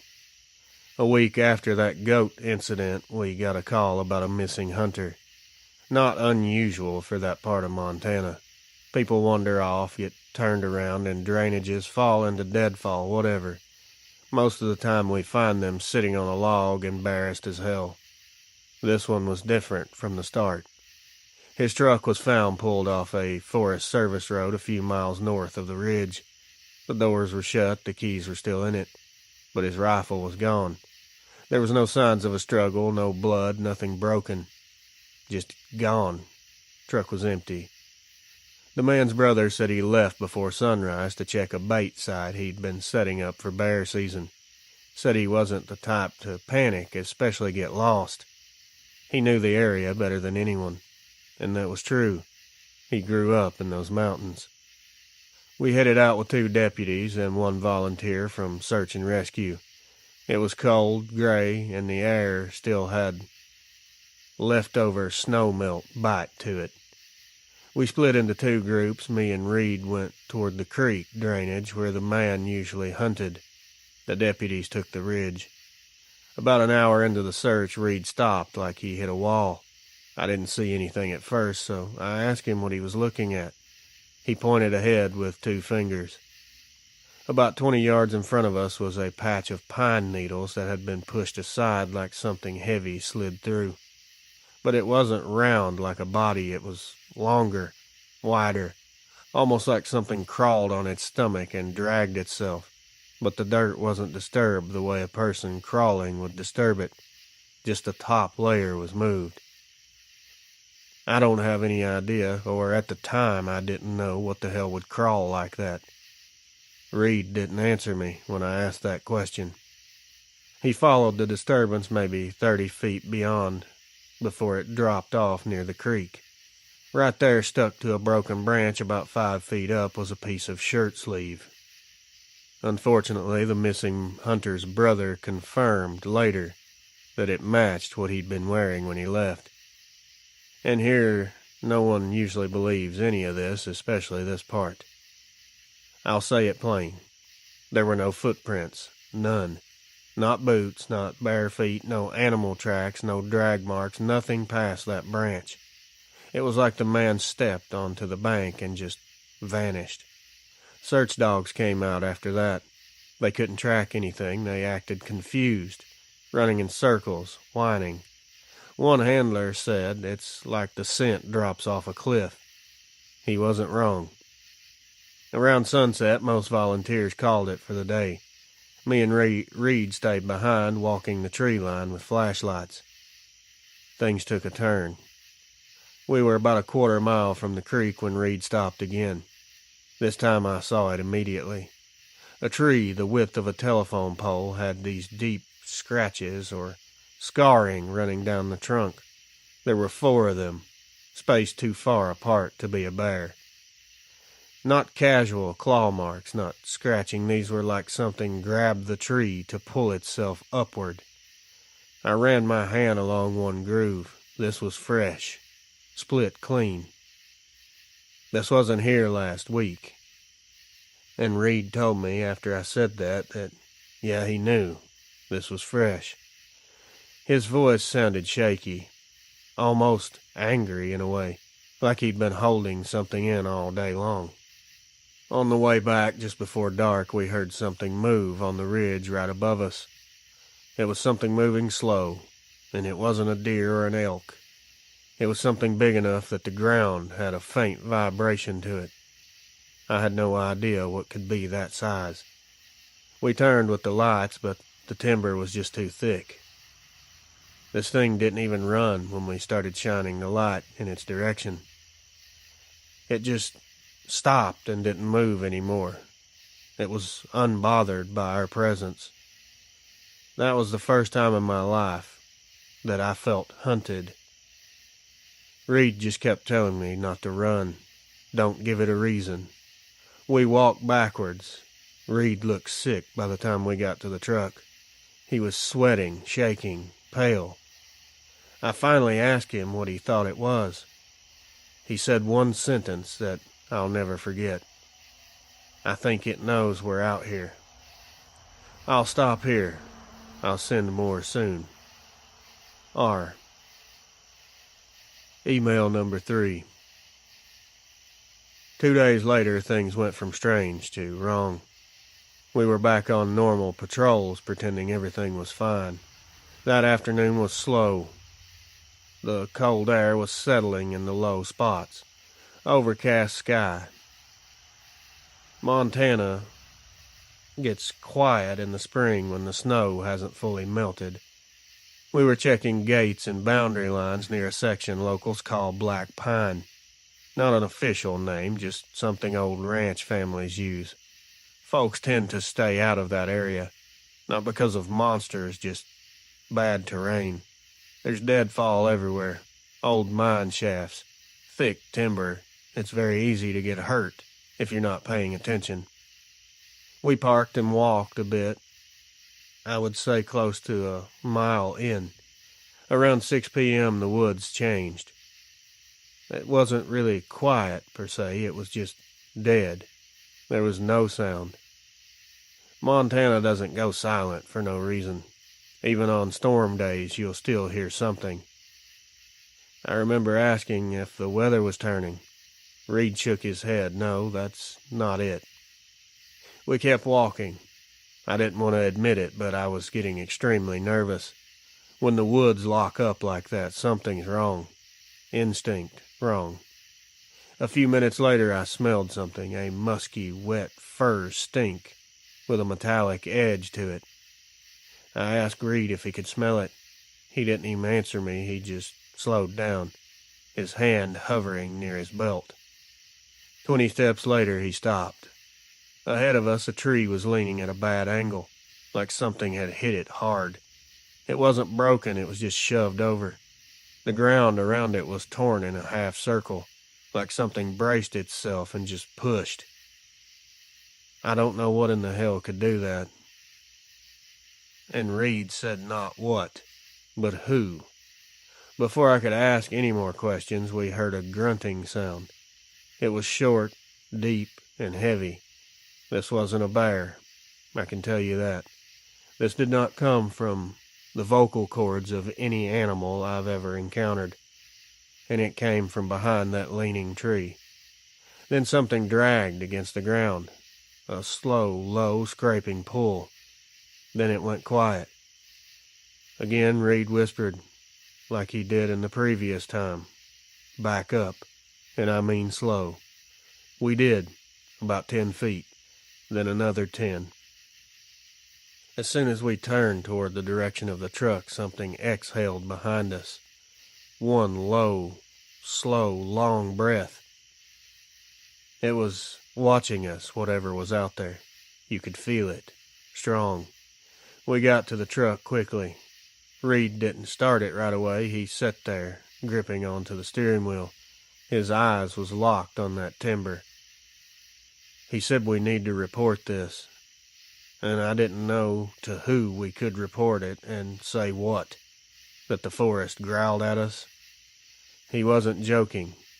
He was pissed. We drove back without talking. That night, I slept maybe an hour at the most. The next morning, things got worse. R. Email number 4. I'm back, Reels. The next morning, Reed showed up to the station looking like he hadn't slept a minute. His eyes were bloodshot, his jaws were clenched, his shirt was half tucked like he got dressed in the dark. He didn't say good morning, didn't touch his coffee, didn't speak to anyone. He just looked at me and said we need to go back. My question was why. He didn't answer. He just grabbed his radio and walked to the truck. We drove back toward Black Pine. Cold air, same as before. Reed kept tapping his fingers on the wheel. Not a rhythm, just nerves leaking out of him. I said, "What do you think we're going to find?" And again he said, "Not what." Where? None of this made sense to me. I thought he was losing his mind. We weren't 10 minutes into the trees when I saw the boot tracks. They were fresh. One pair, headed toward the creek drainage. Who the hell is out here? And Reed just said, "Him." And I assumed he was speaking of the missing hunter. He'd been gone for 3 days. He kept walking. We followed the prints deeper into the woods. At first they were normal, then the spacing changed. Longer strides. They were running. Then they just stopped, right there in the needles, as clear as day. Nothing after that. No backtracking, no sidestepping, no slide, just gone. I didn't understand. And before I could even ask, something cracked in the trees to our right. We turned and there was nothing there. Another crack immediately from behind us. Another to the left. Not circling, just moving. I told him, whatever this is, it's followed us. and his response was, "It didn't follow. It never left." He crouched down, looking at the dirt where the tracks ended. He wasn't studying it, he already knew.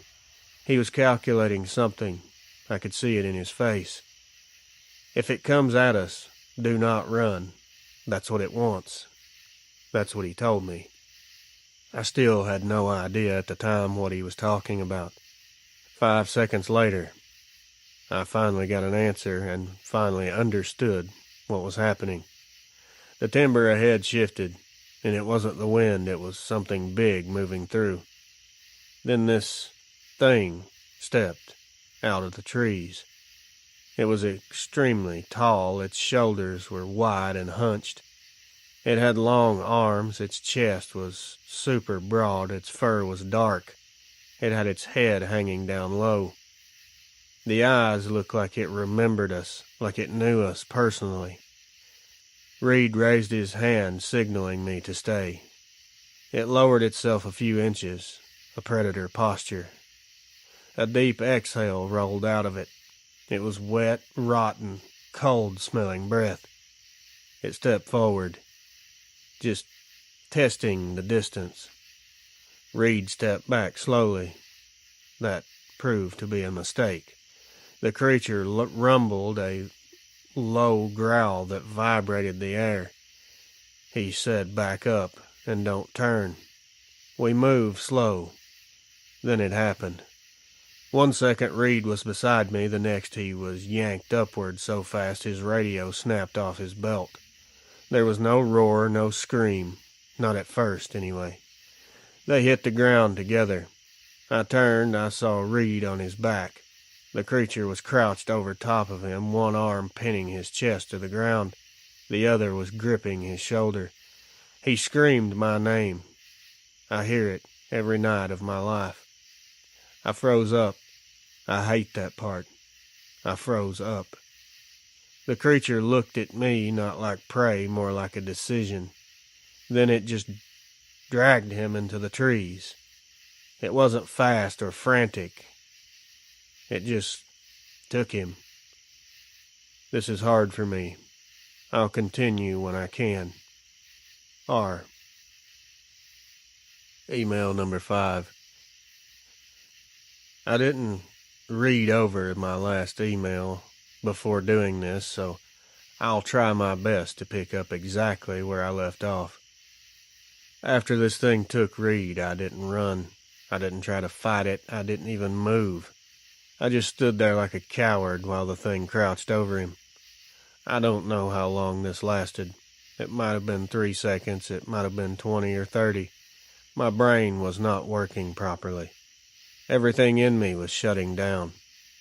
Now you think you know what you'll do in a situation like that, but I can promise you don't.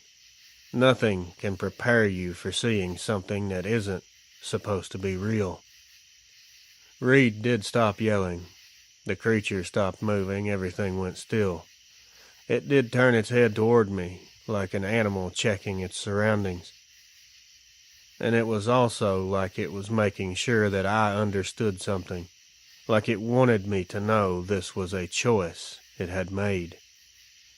It did something that makes me sick to my stomach even now. It pulled him away. This thing dragged him off like he weighed a few pounds, nothing more. It didn't even do it over its shoulder. Not held in its arms, it just grabbed him by the upper body and pulled him back into the trees. I stood there until I couldn't see either one of them anymore. Then I just collapsed to the ground. There was no time at this moment. I stayed there long enough the woods went quiet again, long enough for me to hate myself more than I ever have. When I finally got my legs working, I grabbed Reed's radio off the ground where it had fallen. I tried calling out, but my voice was shaking so bad I couldn't even keep a steady breath. I told dispatch we had a critical situation. I didn't say what happened. I didn't say who was hurt. I just told them to send everyone, sheriff, fire, EMS, whoever they had. I knew better than to tell them the truth over the radio. When help finally arrived, I was still standing in that same spot. I must have looked insane, covered in dirt, shaking all over, barely speaking. 2 deputies had to hold my arms because my knees kept buckling. They asked me where Reed was. I pointed toward the trees, and that's all I could do. They didn't find him that day, not the next day, not the week after. They found some of his gear, a torn vest, broken flashlight, the strap from his backpack, but not him. Officially, they listed it as missing, presumed deceased. Unofficially, they treated me like the problem. Right after the search was called off, my supervisor pulled me into his truck and told me very calmly and matter of fact, "You're going to write this up as an animal attack." And I just said, "What animal?" He stared at me for a long time. Didn't blink, didn't look away. "It doesn't matter what. Just write it up clean. Broken terrain, thick brush, surprise encounter. The rest of the details, leave it out." I tried to argue, tried to say there was no bear, tried to say the tracks didn't match, tried to say the thing we saw wasn't. He cut me off and raised his hand like he was tired of listening. "If you put anything else on that report, your job is gone, and you'll be answering questions you don't want to answer. Do you understand?" He didn't threaten me, he didn't scream, he didn't act scared, he acted rehearsed, like he'd done this before. I realized then this wasn't some strange one-time thing. Whatever we saw, whatever killed Reed, wasn't new to them. So I wrote the report. I followed my orders. I wrote possible bear encounter, heavy brush, poor visibility. I kept my mouth shut. And that decision has followed me for 34 years and led me to this point. Here's the part I never told anyone. No family, no co-workers, not even the counselor they forced me to see after this happened. When I went back to the station to clean my gear, I found Reed's notebook sitting on his desk. He kept a small spiral pad for tracking calls, gate checks, stuff like that. The last page had 3 lines on it. "Heavy breathing. This isn't a bear, no matter what they say. And it's always watching us." The time written next to it was from the night before. He knew. He knew before I did. He could feel it. And none of that mattered when it grabbed him. I'm going to stop here for now. I'm getting tired of typing, and this part is one that's hard for me to get through. Next time I'll tell you what happened when the state guys showed up and why I quit my job before the year was over. Email number 6. I'll get right into it. 2 days after the search was officially suspended, a blacked-out Suburban rolled into the ranger station. No plates. Tinted windows. No one announced they were coming. They just showed up. 2 men stepped out. Not military, not cops, not Forest Service. There was no patches, no insignias, no names. Plain clothing. But the kind of plain clothing that say government without saying it. Everybody at the station just went silent. These weren't the kind of guys you ask questions. One of them, the older one, pulled the supervisor aside. They talked in his office for about 10 minutes. The door was shut, but their voices carried through the vents. I caught a few lines. "We need this incident file." "He saw it. You coached him, right?" Then the part that made my stomach twist in knots. "If he diverts from the statement, we'll handle it." Handle it. That was the phrase that hit me. What did he mean? I think I know, but it's something that shouldn't be happening. We all know that. Handle it. Get rid of me, I assume. These guys were not messing about. After that meeting, my supervisor came out looking white, but trying to look normal. He called me into his office and shut the door behind me. He said they want to talk to you. I asked who they were. He said, just go in there and stick to the report. You'll be fine. The younger one sat across from me. The older one stood behind me, arms crossed, staring like he was waiting for me to screw up. The younger one pulled out a folder, my report, placed it on the table. He tapped his finger on the first page. This is all accurate? I told him yeah, and before I could blink, he asked me. Nothing unusual. No large animal with atypical gait. No human-shaped silhouette. Nothing tall. Nothing bipedal. He said it like he was reading off options from a list. My heart dropped. They weren't guessing. They knew exactly what we saw out there. I said the same thing I'd been coached to say. Limited visibility. Likely a bear. He stared at me for a long time, long enough that I started sweating. He leaned back and nodded like he'd expected that answer. The older one finally spoke. His voice was flat, zero emotion. Whatever you think you saw, you didn't. If you ever decide otherwise, you'll be giving statements somewhere a lot less comfortable than this station. I didn't respond. I didn't trust my voice not to crack or what I may say. Before they left, the younger one said something that still creeps me out. Stay out of Sector 12. We don't want a repeat incident. Sector 12 isn't on any visitor map.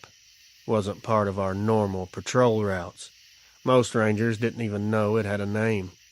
I only knew it because Reed once told me. Stay out of the corner of the valley. People disappear there all the time. They got back in their Suburban and were gone. No signatures, no paperwork, no follow-ups. The station felt different after that. Quiet, in the wrong kind of way. Everyone kept their heads down and no one talked about Reed. They tried to pretend like he didn't exist. This bothered me. Obviously. About a week later, my supervisor told me to take a mandatory leave to clear my head. I knew what that meant. They thought that I might talk. But the truth is, I didn't need convincing. I was already done. I turned in my badge and left before the month was over. Didn't say goodbye to most of them. I was sickened by their behavior. I stayed in Montana for a while, but I couldn't stand the woods anymore. Every time I heard something snap in the brush, every time a branch cracked, every time the wind moved through the trees, I felt that same pressure in my chest. The same feeling I had when that thing looked at me instead of killing me. I moved south a few years later. Started over. New job, new life. I never went hunting again. And I didn't talk about what happened. Not once. For more than 30 years. But I'm talking now because I'm old. I'm tired. And there's not much left they can do to me now. The truth is more important. The next part I'll tell you what I've learned since then.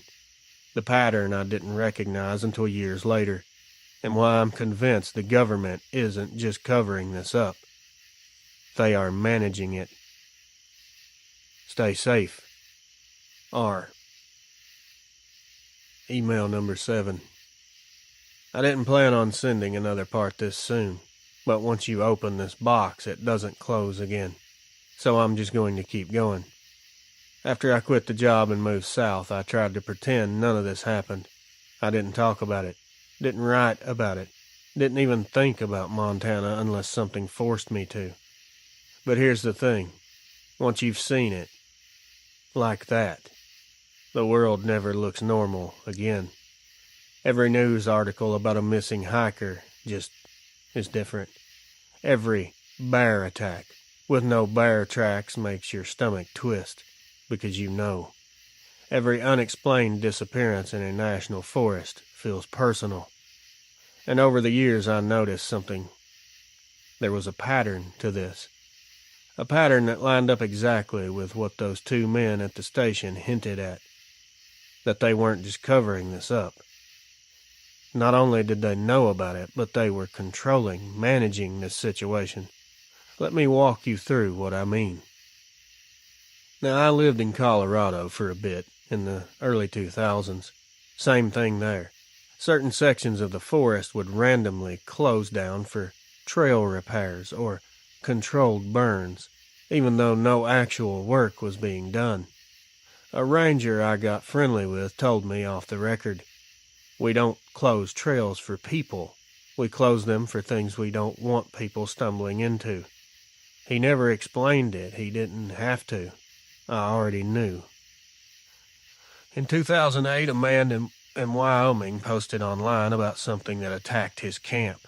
It wasn't dogs, it wasn't a bear, as they all say. He described it almost exactly as I remember the thing that took Reed. Within a week, the post disappeared. His account was deleted. Then a new account popped up pretending to be him, saying, "Sorry, I was drunk and made that up for a joke." That wasn't him. Anyone could tell. Same year, his local paper ran a short article about large canine tracks near where he camped. The article got removed as well. The alphabet agencies show up when they shouldn't. I'm not going to name the park because his family still lives there. But back in 2012, a search and rescue guy told me something that made my blood turn to ice. They were looking for a missing teenager. The FBI showed up, then some wildlife consultants, then a team in full camo with no unit patches, no local plates, nothing identifiable. He told me, why would the FBI care about a lost kid who probably twisted an ankle and got turned around? He also told me they always show up when something tears a tent open, never for regular search cases. That was the same year another ranger quietly told a reporter that something big is in the back country. The comment was scrubbed within 24 hours. Remember how the two men told me to stay away from Sector 12? Well, over the years I've talked to people, hunters, trackers, SAR volunteers, retired rangers, and 4 different people in 3 different states mentioned restricted regions also called Sector 12. That's not a coincidence. That's a system. All meaning the government isn't reacting to isolated incidents. They've mapped these things out. They track movement. They track migration. And yes, there's migration patterns. They track attacks. And when one shows up in a new zone, they seal it off, officially or unofficially, and deal with it however they deal with it. Nobody outside their circle knows exactly what deal with it means. I don't think I want to know. Every single station I've ever visited, Montana, Idaho, Colorado, Tennessee, northern Georgia, even freaking Pennsylvania, has had a bulletin board with the same kinds of warnings. Do not engage injured wildlife. Report unusual scat to supervisor immediately. Unverified sightings in Area 4 proceed with caution. None of that is standard protocol. You know what is standard? Posting reminders about fishing licenses, warnings about black bear activity, trail maps, not coded language for there's something in the woods we haven't identified and don't want to put a name to it. It took 20 years for me to say the truth out loud, even to myself, but it finally clicked in 2011. I read about another ranger dying on duty in Idaho. Official reports said fatal encounter with aggressive wildlife. But a guy who worked with him leaked one line online before his post got taken down. It wasn't wildlife. We saw the same thing you did. That's the precise moment I knew what I'd seen with Reed wasn't a 1 in a million freak event. There's more of them, a lot more. And these agencies aren't trying to wipe them out. They're trying to keep the public from realizing what shares the woods with us. The next part, I'll tell you exactly what I found in Reed's old case file when I finally got the courage to request partial access through FOIA. They denied most of it, but they accidentally sent one page they weren't supposed to. And that one page confirmed everything that I feared, including the fact that Reed was not the first ranger taken in that valley, and he wasn't the last either. Talk to you soon.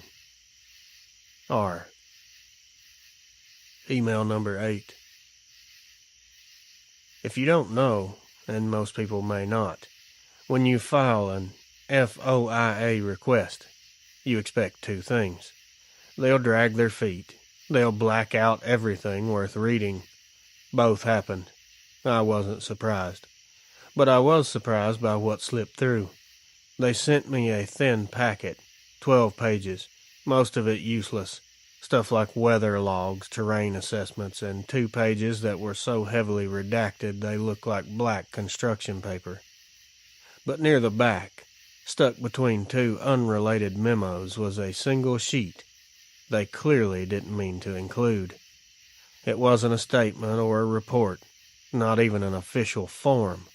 It was a typed summary, and it was titled Incident 12, Pine Ridge Region. Internal notes, unverified. Unverified my ass. They always use that word when they mean, we know exactly what happened, but we're not going to admit it. Here's the part that punched me right in the face. Recent disappearance consistent with prior events recorded in 1973, 1984, and 1989. First problem, none of those incidents were public. I checked every archive I could find, newspapers, ranger logs, search and rescue databases.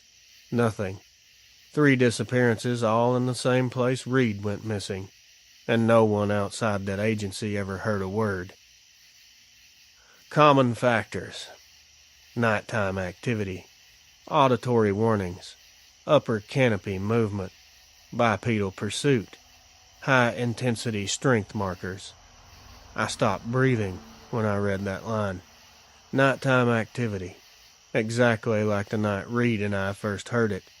Auditory warnings. That breathing. The huffing. The sound that followed us. Upper canopy movement, meaning those things can climb. And I assume pretty fast. Bipedal pursuit. Not an animal charge, a tracked chase on 2 legs. High-intensity strength markers. That's government speak for something tore a grown man apart. They weren't describing a bear. They weren't describing a mountain lion. They were describing what took Reed. They've known for decades. It's what most call Dogman. The line here changed everything. At the bottom of the page, almost like the person typing it added it out of frustration. Recommended expanded containment protocol. Local personnel uninformed by design. Uninformed by design. Meaning my supervisor wasn't protecting me. He wasn't trying to calm things down. He wasn't trying to preserve a reputation. He was following orders. Orders that said keep them clueless so they don't panic or talk. And Reed, he was unlucky. He wasn't the first. He wasn't a tragic one-off. He was part of a pattern stretching back, at least, to the 70s.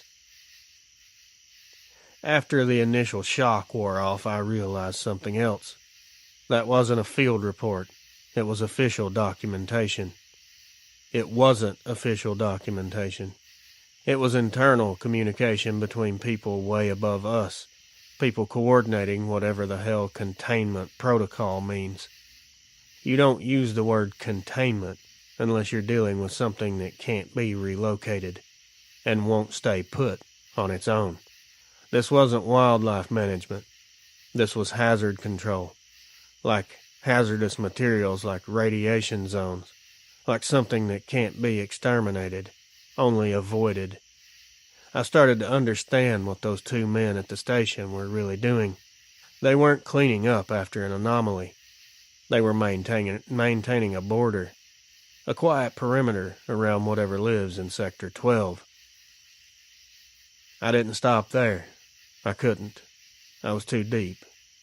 I reached out to 3 former rangers from other states, guys who left the job early just like I did. 2 of them never responded. One eventually agreed to talk, but only in person. When we met, he already knew who I was and what happened in Montana. I didn't tell him a thing. He told me. They keep them contained as long as they can, but every few years one gets past the line. I asked him what line. He said they don't build fences, they build dead zones. Zones where trails are closed, hunting is restricted, logging permits get denied, camping is prohibited, search and rescue avoids sending teams. Not because of conservation, not because of fire risk, but because something dangerous lives there and the government would rather pretend it doesn't exist than to admit it.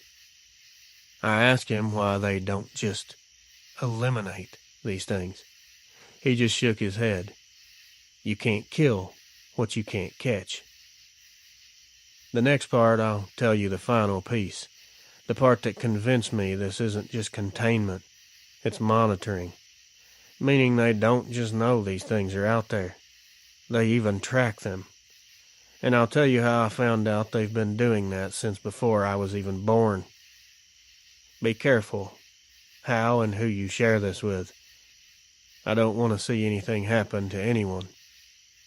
R. Alright, Reels. If you're ready, this is the part I've been putting off. Not because it's unbelievable, honestly. After what I've already told you, this is the least unbelievable piece of the puzzle. What makes this hard is that once you hear it, the whole picture changes. It stops being about what I saw that night or what happened to Reed. It becomes way bigger than that. So let me just say it clearly. After I found that Incident 12 summary, I filed a second FOIA request. Narrower this time. I asked specifically for historical missing persons from Pine Ridge, wildlife anomalies, restricted zone authorizations, and anything referencing Sector 12 by name. Most of it came back redacted or no documents found. But one sheet, just one, slipped through again. This time it wasn't a summary, it wasn't typed, it wasn't even official. It was a photocopy of a handwritten map. Old paper, logbook paper, probably from the 70s or 80s. Across the top, in faded ink, known movement, corridors. 2 patterns observed. 2 patterns. Not random sightings, not unpredictable events, not isolated. Patterns. That means tracking. And next to the title, a note scribbled in the margin. Keep out of main file. Supervisor review only. Which means someone wasn't supposed to file it, but kept it anyway. The first thing I noticed was that the map didn't just cover Pine Ridge. It extended southeast by several miles through Black Pine Hollows, through the canyons, and farther still, then up north, then west. By the time I understood the scale of this, I was sick. The boundaries covered half the damn valley, 2 logging roads, a decommissioned fire tower route, and the entire region they kept calling Sector 12. This wasn't where sightings happened. This was where the things traveled, and someone had marked it by hand over years. Different ink colors, different handwriting, different line thickness, meaning multiple people kept this record for decades. The map had 2 distinct types of marks. Red dotted lines, primary route. Straight direct corridors moving between deep forest pockets like a predator following old game trails. Blue looping lines, secondary route. Seasonal. More erratic, covering higher elevation zones, circling back, repeating areas every few years. Someone had written next to the blue loops. Matches disappearances, 73, 84, 89, and 03. Those dates were not random. Each one was a missing person case I'd heard whispers about. cases no one ever connected because officially they didn't happen. One note was written in red pen. Observe prints in snow, bipedal, no matching species, and that was underlined twice. The second note was even worse. Tag number 14 moved outside unexpected region. May indicate breeding pair. Tag? Tag what? You don't tag an animal unless you've caught it, you've studied it, you're tracking its movements. Let that sink in.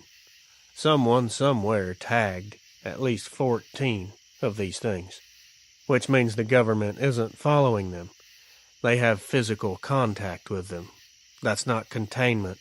That's not suppression. That's monitoring. Long-term, ongoing monitoring. I wasn't going to bother anyone with this map. I didn't think anyone would confirm it. But I ended up finding a retired ranger from Idaho who worked search and rescue in the late 90s. We met in a diner, middle of nowhere, neutral ground. I didn't bring up the creature, I didn't mention Reed. I just asked if he'd ever seen movement corridor maps. He froze. His exact words, "You shouldn't have one of those." I asked why. He said because those maps aren't made by biologists. They're made by incident teams. I asked what incident teams meant. Not us, not law enforcement, different branch. No name tags. People you don't want to mess with. I asked if they were tracking animals. He laughed. Not a real laugh, more like he couldn't believe I was even asking. Animals don't change direction to avoid trail cameras. I didn't eat the rest of my food. I didn't take a drink. I just sat there looking at the table, understanding exactly what he meant by that. Before we parted ways, he told me one last thing. And it's the sentence that finally made me start typing these emails after 30 years of silence. If you saw one in daylight, it wasn't a random encounter. It was out of its mapped zone. Mapped zone. Meaning the government has known exactly where these things stay unless one breaks pattern. Just like Reed's did. Just like the note said. Tag number 14 moved outside expected region. Which explains why those men came to our station. Why they pressured my supervisor. Why they pushed the fake bear attack narrative. Why they closed down search efforts early. Because whatever took Reed wasn't supposed to be there. They weren't covering up one death, they were covering up a breach. And a breach means their containment isn't perfect. Their tracking isn't sufficient. And sometimes these things wander somewhere new, where normal people can stumble into them. Next time I will tell you the thing that forced me to finally accept all of this wasn't over. The thing that happened in 2019 that let me know one of them found me again.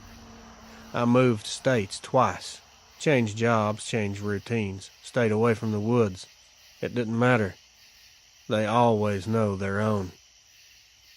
Now this part, to a regular person that doesn't have much information, this would make me sound paranoid. The truth is, for a long time, I was paranoid. But paranoia doesn't explain what happened to me in 2019. Nothing else does. I'll start at the beginning. By 2019, I'd built a quiet, boring life. Different state, different job, no woods, no hiking, no camping. Closest I ever got to nature was mowing my yard. I thought I'd outrun those memories, outrun the nightmares, outrun that look the creature gave me that day it dragged Reed into the trees. For almost 30 years, nothing strange happened. No knocks at the window, no strange tracks.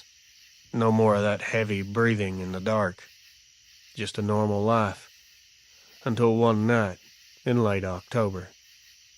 I came home from work around 9. It was a long day. My knees were hurting. But when I walked into the house, something was off. The smell hit me almost immediately. That same rotten, wet dirt, old fur smell. Exact smell I remembered from that creature when it crouched over Reed. It's a very unique, awful smell that you can't forget. I was hoping, trying to tell myself something died under the house. A raccoon, a possum, something small, maybe some type of rodent. But the smell wasn't coming from the vents or the floor. It was coming from the back patio. So I stepped outside. I wish to God I hadn't. I had an old metal wind chime hanging by the back door. Hardly ever moved unless there was a real wind. That night the air was dead still, not a breeze. But the wind chime was swaying, slow, back and forth, like someone had just touched it. I froze, not because of the movement, but because of the sound it made. Deep, metallic, long vibrations. The exact same pitch Reed's dropped radio made the second before the creature hit. I stood there for maybe 30 seconds listening, trying to calm my breathing, trying to convince myself it was nothing. Then I saw the shape. My backyard backed up to the trees, not deep woods, but a small strip of trees before the neighbor's property. On the far right side, half hidden behind a tree, something was standing there. Tall, shoulders high, head angled forward, not moving, just standing there, watching. I blinked. It was still there. I stepped back toward the door and the wind chime stopped moving completely in an instant, like the air just froze around it. The shape never moved. It didn't turn. But I knew, in my bones, that this thing knew me. The way it stood there wasn't random. It wasn't wandering. It wasn't lost. It was waiting. Just like the one that watched us from the ridge in Montana. Just like the one that stepped between the trees. Just like the one that took Reed. Same posture, same height, same outline. The only difference was this one wasn't hunting. It was checking. Like someone revisiting a scar they left behind. I backed into the house and locked the door. I didn't call police. I knew better. I didn't get a weapon. It won't help. I didn't look out the window again. I've seen enough. All I did was sit on the floor with my back against the wall trying to breathe. After half an hour, I looked again. It was gone. But I haven't said this out loud until now, but the next morning, I checked out on the patio. The wind chime was then broken, not snapped or cut, but it was bent, like something huge wrapped its hand around it and squeezed. In the dirt under it were marks, just these deep impressions like something heavy stood there on the edge of the concrete. Except they weren't foot-shaped, they were toe-shaped. 3 large front impressions, one smaller off to the side. Not human, not bear, not canine. This was something else. Something I've seen before. Now this Dogman did not scratch on the house. It didn't knock on the doors or windows. It didn't try to get inside. It just stood there watching. And if that were the end of it, I'd maybe convince myself it was just my imagination. From some of the things I've lived through, it wasn't really there. Except 2 days later I got mail in my box with no return address. Inside was a single sheet of paper, folded once, typed, old typewriter font. It said, "Do not engage. Movement detected outside containment region. Report any further activity anonymously. S12. S12. Sector 12. The exact words from the men who showed up after Reed died. That's when I realized 3 things. They're still monitoring these things, and they're still monitoring me. And whatever came by to my backyard was one of the tagged ones. They knew where it was, what time it was there, and who lived there. Hell, they could have sent the thing there for all I know. Nothing would surprise me at this point. I'm going to stop here for now. In the next one, I'll tell you what finally convinced me to leave that house, sell half my belongings, and move across the state. the night something walked across my roof at 3 a.m. And it was way too smart to be an animal. R. Email 11. Alright, this is the part that makes me feel like it goes too far. It's hard to believe, I know, but this sounds too story-like for most. I don't even care. I'm telling it exactly the way it happened. If you don't believe it, that's your problem. If anyone thinks this is fake, that's fine. They didn't go through what I've been through. After the backyard sighting, I barely slept for about 2 months. Every noise would make me shoot up. Sit up. Every creak in the house felt like footsteps. Every time my dog barked at nothing, I felt that old Montana fear crawl back up my spine. I tried to convince myself I imagined that silhouette. I tried to blame the wind for the bent chime. I tried to write off the Sector 12 letter as a prank. Deep down, I knew better. Something had found me again, and it wasn't finished. My house back then was a single-story house. Cheap shingles, thin plywood. One small attic space, nothing thick enough to handle much weight. If a raccoon walked on it, you'd hear a soft scrabbling. If a cat jumped, you'd hear a thump. So at 3:08 a.m. on a Wednesday, when the first heavy steps hit the roof, the whole house was shaking. It was like something with a lot of weight put its full foot down above my bedroom. It wasn't subtle. It wasn't guessing where I was. This thing was walking. Step, pause, step, pause. Very measured, very slow. Like it knew exactly where I was under that ceiling. My first thought wasn't break-in.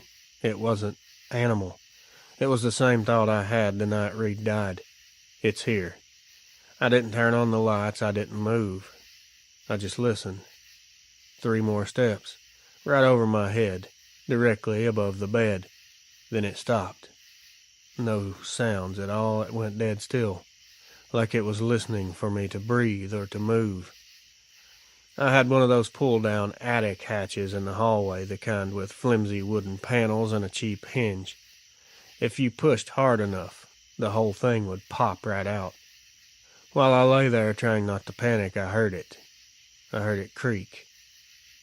Just the attic hatch bending like something pressed down on it from above. Slow pressure. Then another sound. 2 soft taps. More like a knuckle or a joint tapping.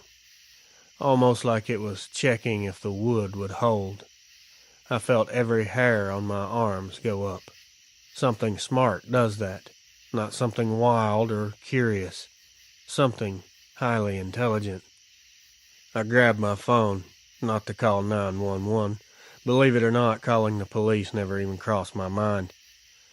What were they going to do? Most likely they knew about this, or they would call those people again.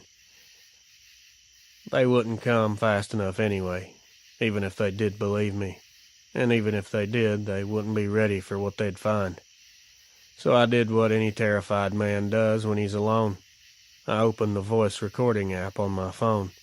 Not because I wanted proof, but because honestly, those would be the last sounds I ever heard. But the moment I hit record, the steps started again, this time moving toward the back of the house. A long scraping slide, like it sit down on the roof's edge. I didn't look outside, I just couldn't bring myself to do it.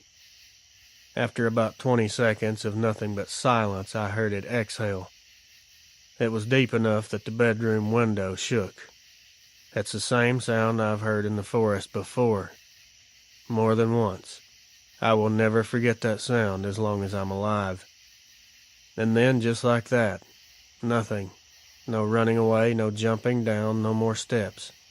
It's like it dissolved into the night. When the sun came up, I went outside,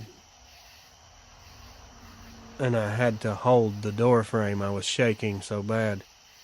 I looked at the roof, expecting shingles to be ripped off, broken plywood, something, anything. There was nothing. except for one thing, a single handprint in the dust above my bedroom window. Not a full human hand, it was much bigger, longer, the wrong joint spacing, more like a hand that was for both gripping and tearing.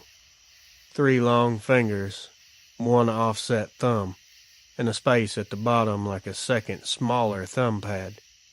This wasn't anything I knew, but I recognized the shape.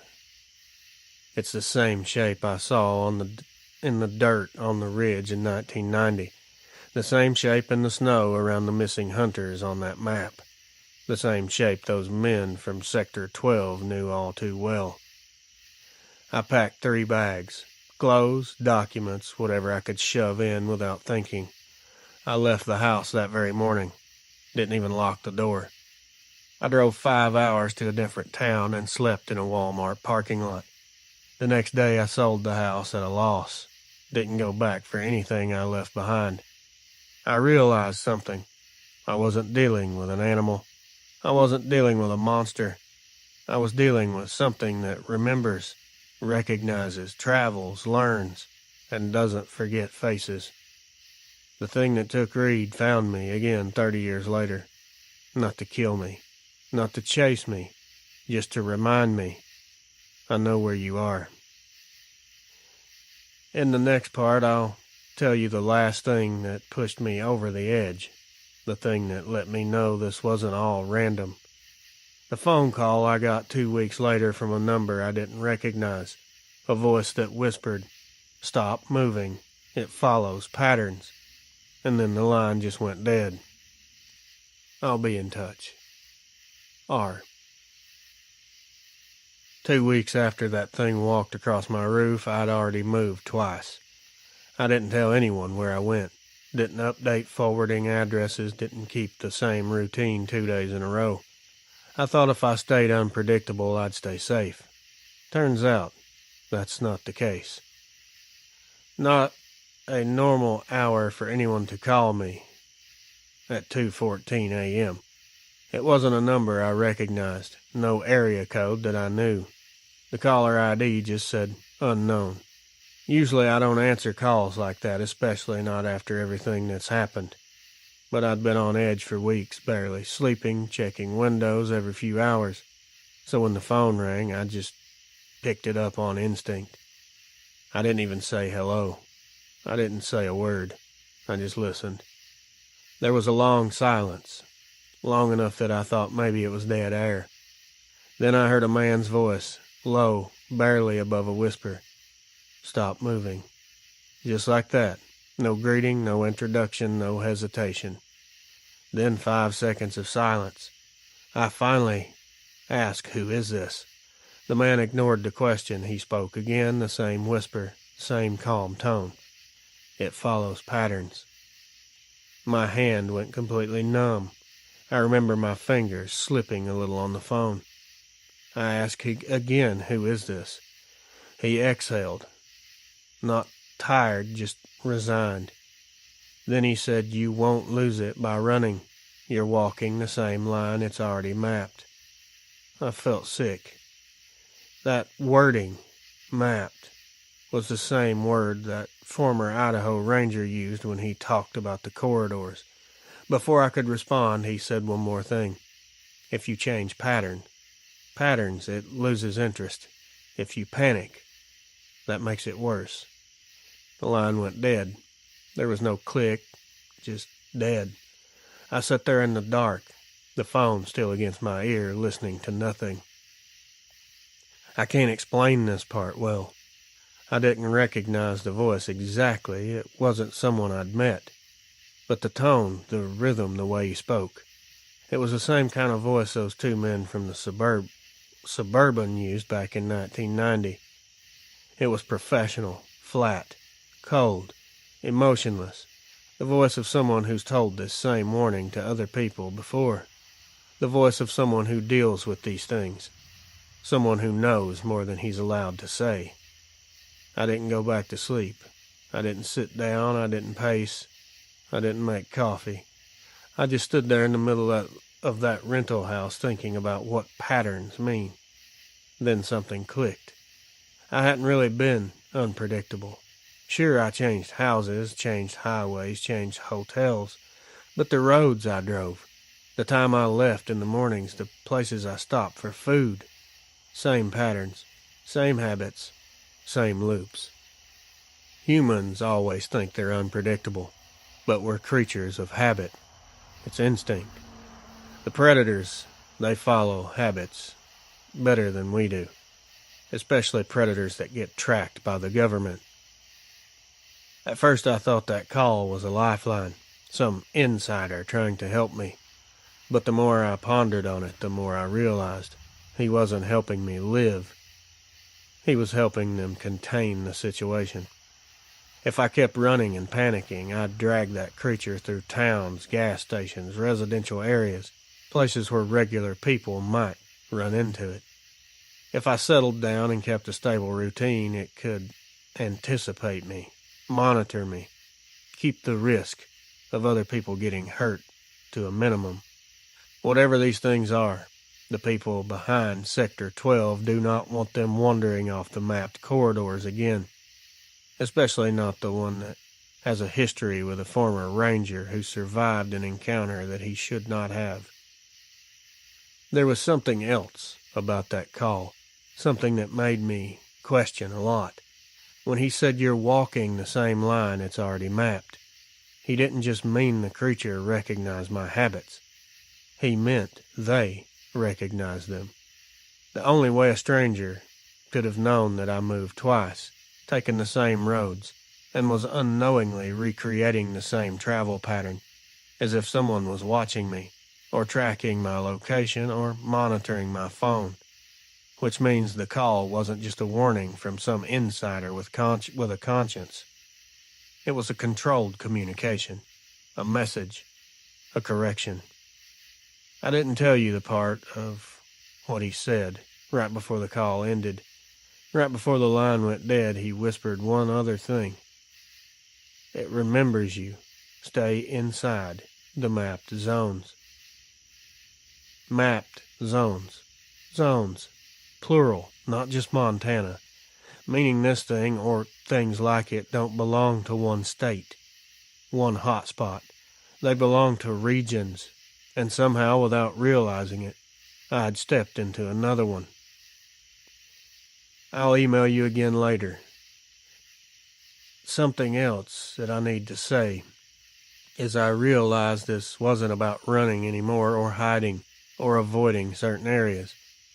It was about being watched, the same as those creatures are, because the next event wasn't the creature. It was a man in a white truck parked across from my job every day for 3 weeks straight. He never got out, never talked to me, never even turned the engine off, but he damn sure watched me for 3 weeks. R. Email 13. Now that phone call shook me, but I still tried to tell myself I was overreacting. I was safe. I didn't want to believe someone was tracking me. I didn't want to believe that the creature, or whatever group manages these things, had any reason to keep tabs on me. But the universe doesn't care what you want, because 2 days after that call, the man in the white truck showed up. And once he did, everything finally went into place. I'd just finished my shift. Same building every day, same little parking lot. I walked out with my lunch bag, trying to enjoy the quiet moment before heading home. That's when I saw it. A plain white pickup truck parked across the street. Not new, not old, no logos, no plates on the front. The rear plate was covered with mud. Convenient. The windows were dark, but not tinted, they were just dusty. At first I didn't really pay much attention, it didn't seem strange. People parked there all the time, until I realized the engine was running, and the man inside never looked away from me. This is what made my stomach flip-flop. He wasn't trying to hide, he wasn't pretending to be on his phone. He wasn't pretending to check a map, he wasn't acting to adjust to something on the dash. He had one hand on the wheel, and his head turned directly toward me. This guy was staring straight at me, and he never looked away even when I noticed. People think real surveillance looks like Hollywood, sneaking around, hiding behind newspapers, dark sunglasses. That's not how professionals operate. Real surveillance doesn't try to blend in. It just stares right at you, because the message isn't "we're hiding." It's "we're letting you know. We're watching." The first day I ignored it. I got in my car, backed out, and drove away like nothing was wrong. I tried not to speed. I didn't look in the mirror more than twice. Didn't let myself think about the Sector 12 letter. Didn't let myself think about the phone call. I just told myself, coincidence. Wrong place, wrong time. And for one night I almost believed it. But the next day he was back. Same spot, same time, same truck. The only difference, the truck was facing the opposite direction, meaning he'd repositioned the vehicle to watch my side of the lot better. That's not coincidence. That's escalation. And that's when I stopped pretending. I pulled into the lot at 7:15 a.m. That's earlier than usual, and the white truck was already sitting there. His engine was off, the cab was dark. Driver was inside, motionless. He wasn't watching the building, he wasn't watching the road. He was watching my parking spot. He knew which one I used, he knew my routine and my hours. Someone had told him. Or he'd been following me longer than I realized. When I got out of my car, he didn't even acknowledge me. Didn't wave, didn't nod. He just sat there with both hands on the wheel like he'd been carved out of stone. On day 10, another detail changed. The truck had a sticker on the back window. Tiny white square, barely noticeable unless you were close, but I recognized it instantly. It was the same marking the Suburban team had on their folders in 1990. A small white square with a black diagonal slash. No words, no unit number, just that symbol. The exact same one stamped on the corner of the Incident 12 summary page. My whole body went numb, because that meant two things for me. These weren't random people. They were the same branch that handled Reed's case. The 21st day, he didn't pull into his usual spot. He didn't sit far away. Didn't idle like a statue. He parked right in front of my job's entrance. The window was cracked. The driver was finally visible. He was an older man, gray beard, baseball cap, sunglasses even though it was cloudy. He didn't wave me over, he just tilted his head slightly, the universal gesture for "get in, we need to talk." I didn't get in. You couldn't have paid me to get in that truck. I stood there 20 feet away waiting to see what he'd do. He let out a long breath, frustrated, same kind of annoyed sigh the man on the phone had. Then he said, his voice calm and flat, "If you keep relocating, you're going to make this worse for yourself." I didn't even reply. He continued on. "You're outside the wrong corridor again. That's why it found you." I couldn't feel my face or my fingers. Meaning the creature on my roof wasn't the first time I'd crossed into the wrong area, just the first time I'd realized it. He told me if you return to predictable patterns, it loses interest. If you keep running, it will keep following you. The same message as the phone call, same tone, same warning. Then he just pulled away without saying anything else. One rule I've learned in life: when two different people from the same shadowy branch of government tell you the same thing, it's not a suggestion, it's an instruction. And when they reinforce that instruction by monitoring you physically, it means they aren't protecting you, they're protecting the situation. Me running wasn't the danger. The creature following me was. So after that encounter, I realized something brutal. I wasn't being watched because I was special. I was being watched because I was a loose end. Someone who survived a breach. Someone with first-hand knowledge. Someone who saw something that I shouldn't have never seen. Someone they need to keep stable. Not for me, but for containment. I'll email you again soon. Email 14. The subject line says tag number 14. I'd been in that third rental for about 5 months. Far enough from towns, close enough to civilization that I felt like I could breathe again. I didn't hear anything on my roof. I didn't hear any trucks across the street. Part of me thought maybe the warnings had worked. Maybe staying put was all they wanted from me. Then November rolled around. It was a Saturday, early, still dark. I went out back with a coffee and stood near the tree line. Not because I like the woods, I don't, but because it was the only quiet place I had. About 10 yards into the trees was a stump, a big one, old, covered in moss. But that morning there was something on top of it, a small metal plate. It was thin and weathered, bent on one corner like something strong had grabbed it once. At first I thought it was just trash. Then I saw the number stamped into it. 14. My stomach dropped so fast I almost threw up. Because that number wasn't random. It wasn't coincidence. It wasn't some hunter's gear tag. It was the exact number I'd seen on that old map. The exact one the government note referred to. Tag number 14 moved outside expected region. It wasn't a guess now. The creature that had walked across my roof. The one that watched me from the trees. The one that dragged Reed into the dark. Was the same one they had tagged decades ago. Not just the same kind, the exact same individual. And it had left that tag behind like a calling card, a message. Not to threaten me, not to hunt me, but to let me know it wasn't hiding anymore.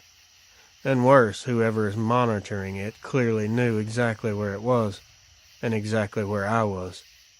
Those tags don't just fall off. They're designed to stay embedded. They have to be removed, which means one of two things happened. It ripped it out itself and tossed it where I'd find it. Someone else removed it and put it there for me to find. Neither option is very comforting. I picked it up. I shouldn't have. But fear and curiosity aren't that different when you're tired enough. It was cold, too cold, almost like it had been kept in a freezer before being placed there. That detail bothered me more than the number, because it meant the tag didn't come off in those woods. It came from somewhere else, somewhere controlled, somewhere monitored, somewhere that has access to these things up close, somewhere only government hands would be near. I threw up behind that stump. I wasn't doing it because of fear. It wasn't because that little metal square confirmed something I'd been trying not to believe for 30 years. It wasn't following me because it wanted revenge. It followed me because someone wanted it connected to me. Like I was part of its pattern, or part of their experiment, or maybe, just maybe, I was being used to track it. I'll explain what I mean next. 2 weeks after that tag showed up, I finally saw the creature again. It wasn't in my yard or on the roof.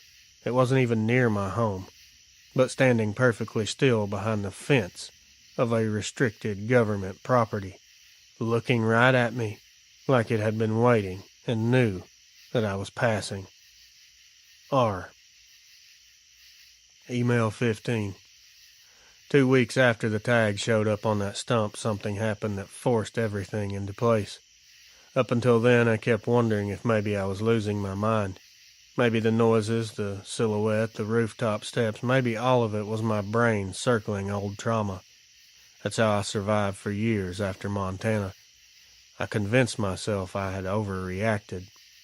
But what I saw behind that fence was not my imagination, and there's no way I misunderstood what I saw. I'll start from the beginning. There's a service route about 12 miles outside of town. It doesn't show up on GPS. Locals use it as a shortcut to skip a 25-minute detour around the canyon. I took it because I was late getting back after picking up a second-hand dryer. Nothing strange. Midday, sun was bright. There was no fear, nothing. The road ran parallel to a tall government fence. the kind they use for wildlife research zones or old utility easements. Barbed wire, warning signs every 100 feet, authorized personnel only. I'd passed it before without thinking, but this time something caught my attention. A gap in the trees, a dirt clearing behind the fence, and movement. Not fast movement, not animal movement, standing movement. I slowed down the truck, not to look. At first I thought maybe it was a person in the woods, but then I saw that shape fully, and my whole body locked up. I knew what I was looking at. It was that same tall figure. The legs were bent in a way no human stands naturally. That same wolf head.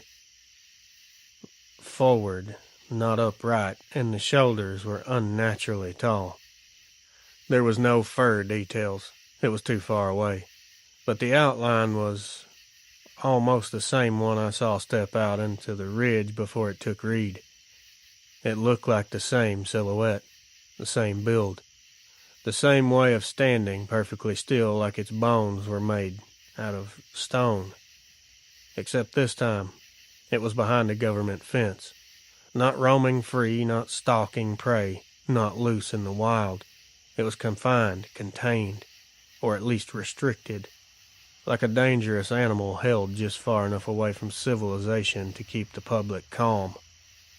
It turned its head, and I don't mean it heard my engine, I don't mean it sensed movement. It turned its head as if it already knew I was coming. It stepped closer only one pace, but enough for the body to break the shade. I saw on the upper left bicep something metallic. Not shiny, not new. A scarred circle like a patch of skin where something had once been attached. A tag site, maybe? The exact shape of those older government tracking units. The shape that matched the metal tag stamped with 14. This wasn't just a creature. It wasn't random. These things aren't just roaming around. This was tag 14. It was standing there behind a fence, in an area civilians weren't supposed to enter.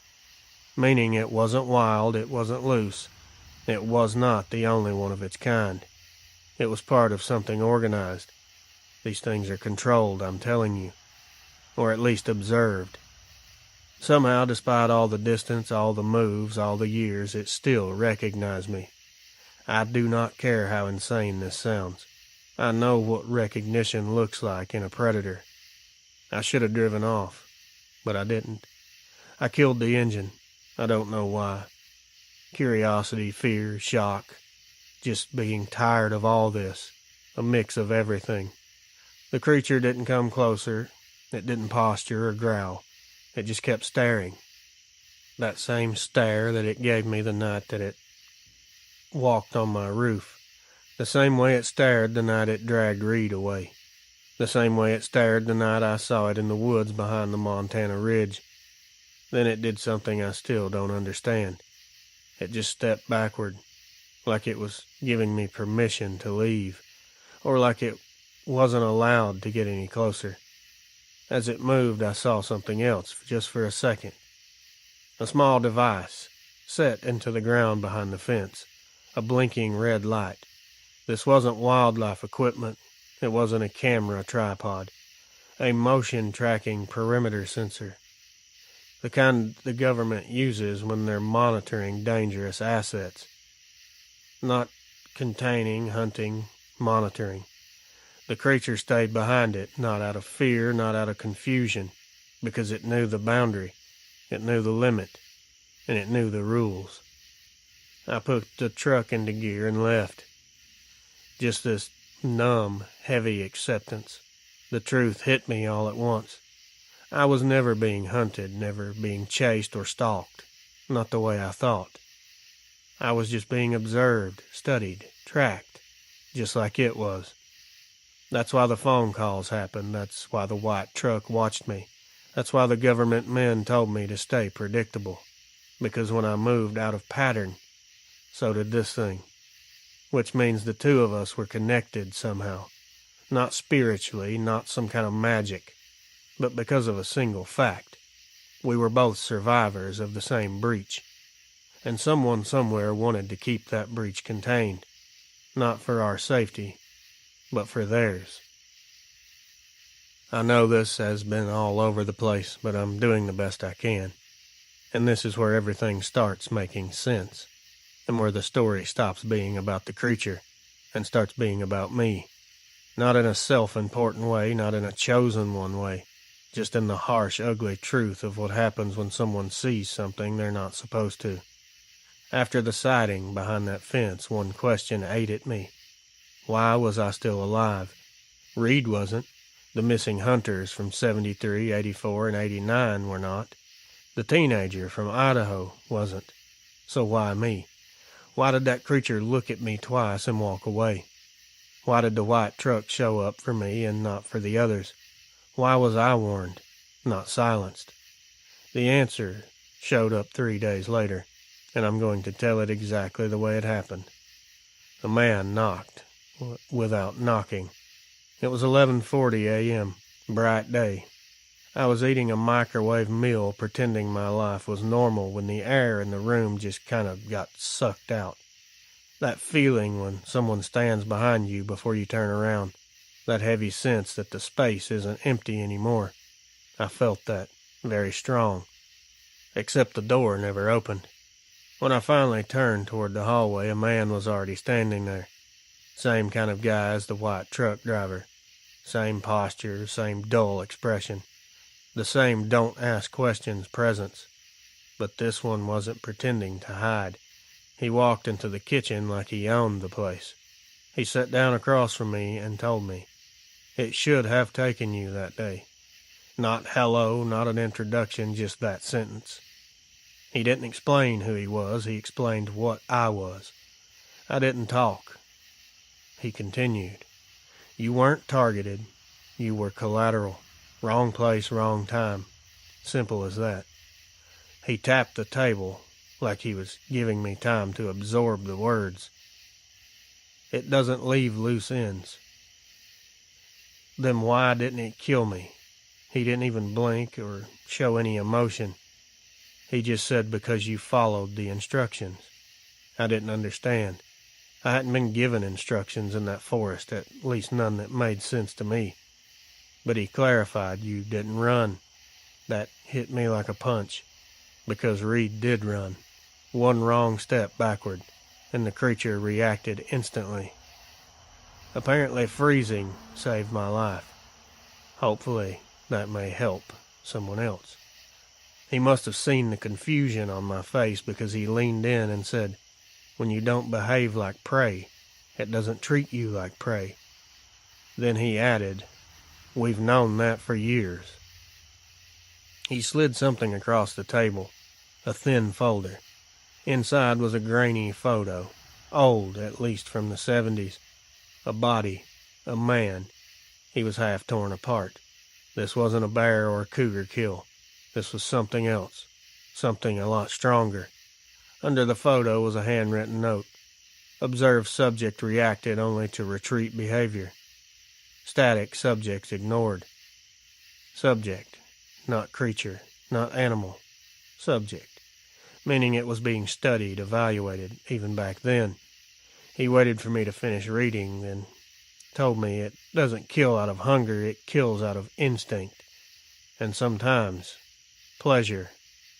I asked, instinct for what? To maintain dominance. You weren't challenging it. Your partner was. Because the picture, this wasn't just research. It was proof they'd been testing this for decades. The worst part was the real reason I was alive. I finally asked the question that had been eating at me. Why warn me? Why follow me? Why let me live? He looked at me for a long time. Because once it recognizes you, it remembers you. And once it remembers you, you become part of the data. This meaning the creature remembered me. They knew it remembered me. They wanted to see how it behaved around me. They wanted to track both of us. Not for safety, for their research. I wasn't a survivor. I wasn't lucky. I was a variable, a living marker. A moving beacon that Tag 14 responded to. They didn't warn me to protect me, they warned me to keep the experiment alive and stable. If I ran too much, it would follow. If I stayed predictable, it lost interest. Not because the creature cared, because they cared. Because I was the only witness from the 1990 breach who survived. The man stood up and said one last thing before leaving. There are no survivors. There are only outliers. And outliers get monitored. Then he walked out the front door. No threats, no promises. Just that. Email 17. Its subject line. The last thing I'll ever say about this. This will be the last email I send you. It's not because I'm scared or anything new happened. It's because I think the creature is still out there watching and waiting for me. It's because I'm done with all of this. 34 years is long enough. What I told you, every part, every memory, every detail, that's everything. There's no hidden twist, no secret files I'm holding back, no heroic ending I'm saving for later. It's just the truth, as I know and remember it. Now I need to tell you the part I didn't understand until that man walked out of my kitchen. I wasn't supposed to survive Montana, and the only reason I did is because I didn't run. That's it. That's the whole difference between me and Reed, between me and the others who vanished. I froze, it backed off, and the people behind Sector 12 saw value in that. I wasn't a witness, a victim, a survivor. I was a variable, something they could watch, something the creature recognized, something that helped them track its patterns and behaviors. That's why I was warned. That's why I was monitored. That's why they let me keep breathing. Not because they cared about my life, but because my existence fit into whatever system they built around Tag 14. I didn't matter as a person, I mattered as data. And once that hit me, I mean really hit me, something in me broke. I stopped running. I stopped jumping from place to place. I stopped living like I was one step away from being dragged into the trees. I'm old now, too old to spend the rest of my life afraid of something that already took 30 years from me. If that thing ever wants me again, it knows where I am. If those agencies want to keep an eye on the outlier, they know where I am too. Either way, I'm done being the scared kid on the ridge. I'm done trying to outrun something I don't understand. I wrote all of this down for one reason alone, so someone else knows, someone who listens, someone who actually gives a damn. And you seem like that kind of person. You're not like the ones chasing fame or trying to scare people for fun. You don't treat this stuff like entertainment. You talk like a real human being, and that's why I chose to send this to you. But before you decide what to do with it, there's something I need to say, plain and simple. If you share this, you could be stepping into something heavy, something bigger than monsters in the woods, something bigger than Dogman, something that watches back. I'm not telling you this to scare you. I'm telling you because no one ever told me. You're a grown man. You make your own choices. Just understand, if you read this on your channel, if you open this box up in front of thousands of people, you're putting yourself on a path that cannot be undone. People in those agencies pay attention. Creatures like Tag 14 pay attention in their own way. It could be dangerous, or it could be important. I honestly don't know anymore, so I'm leaving it in your hands. Tell it if you think the world needs to hear it. Burn it if you think it's safer that way. Either choice is yours, but whatever you do, do it with your eyes fully open. R.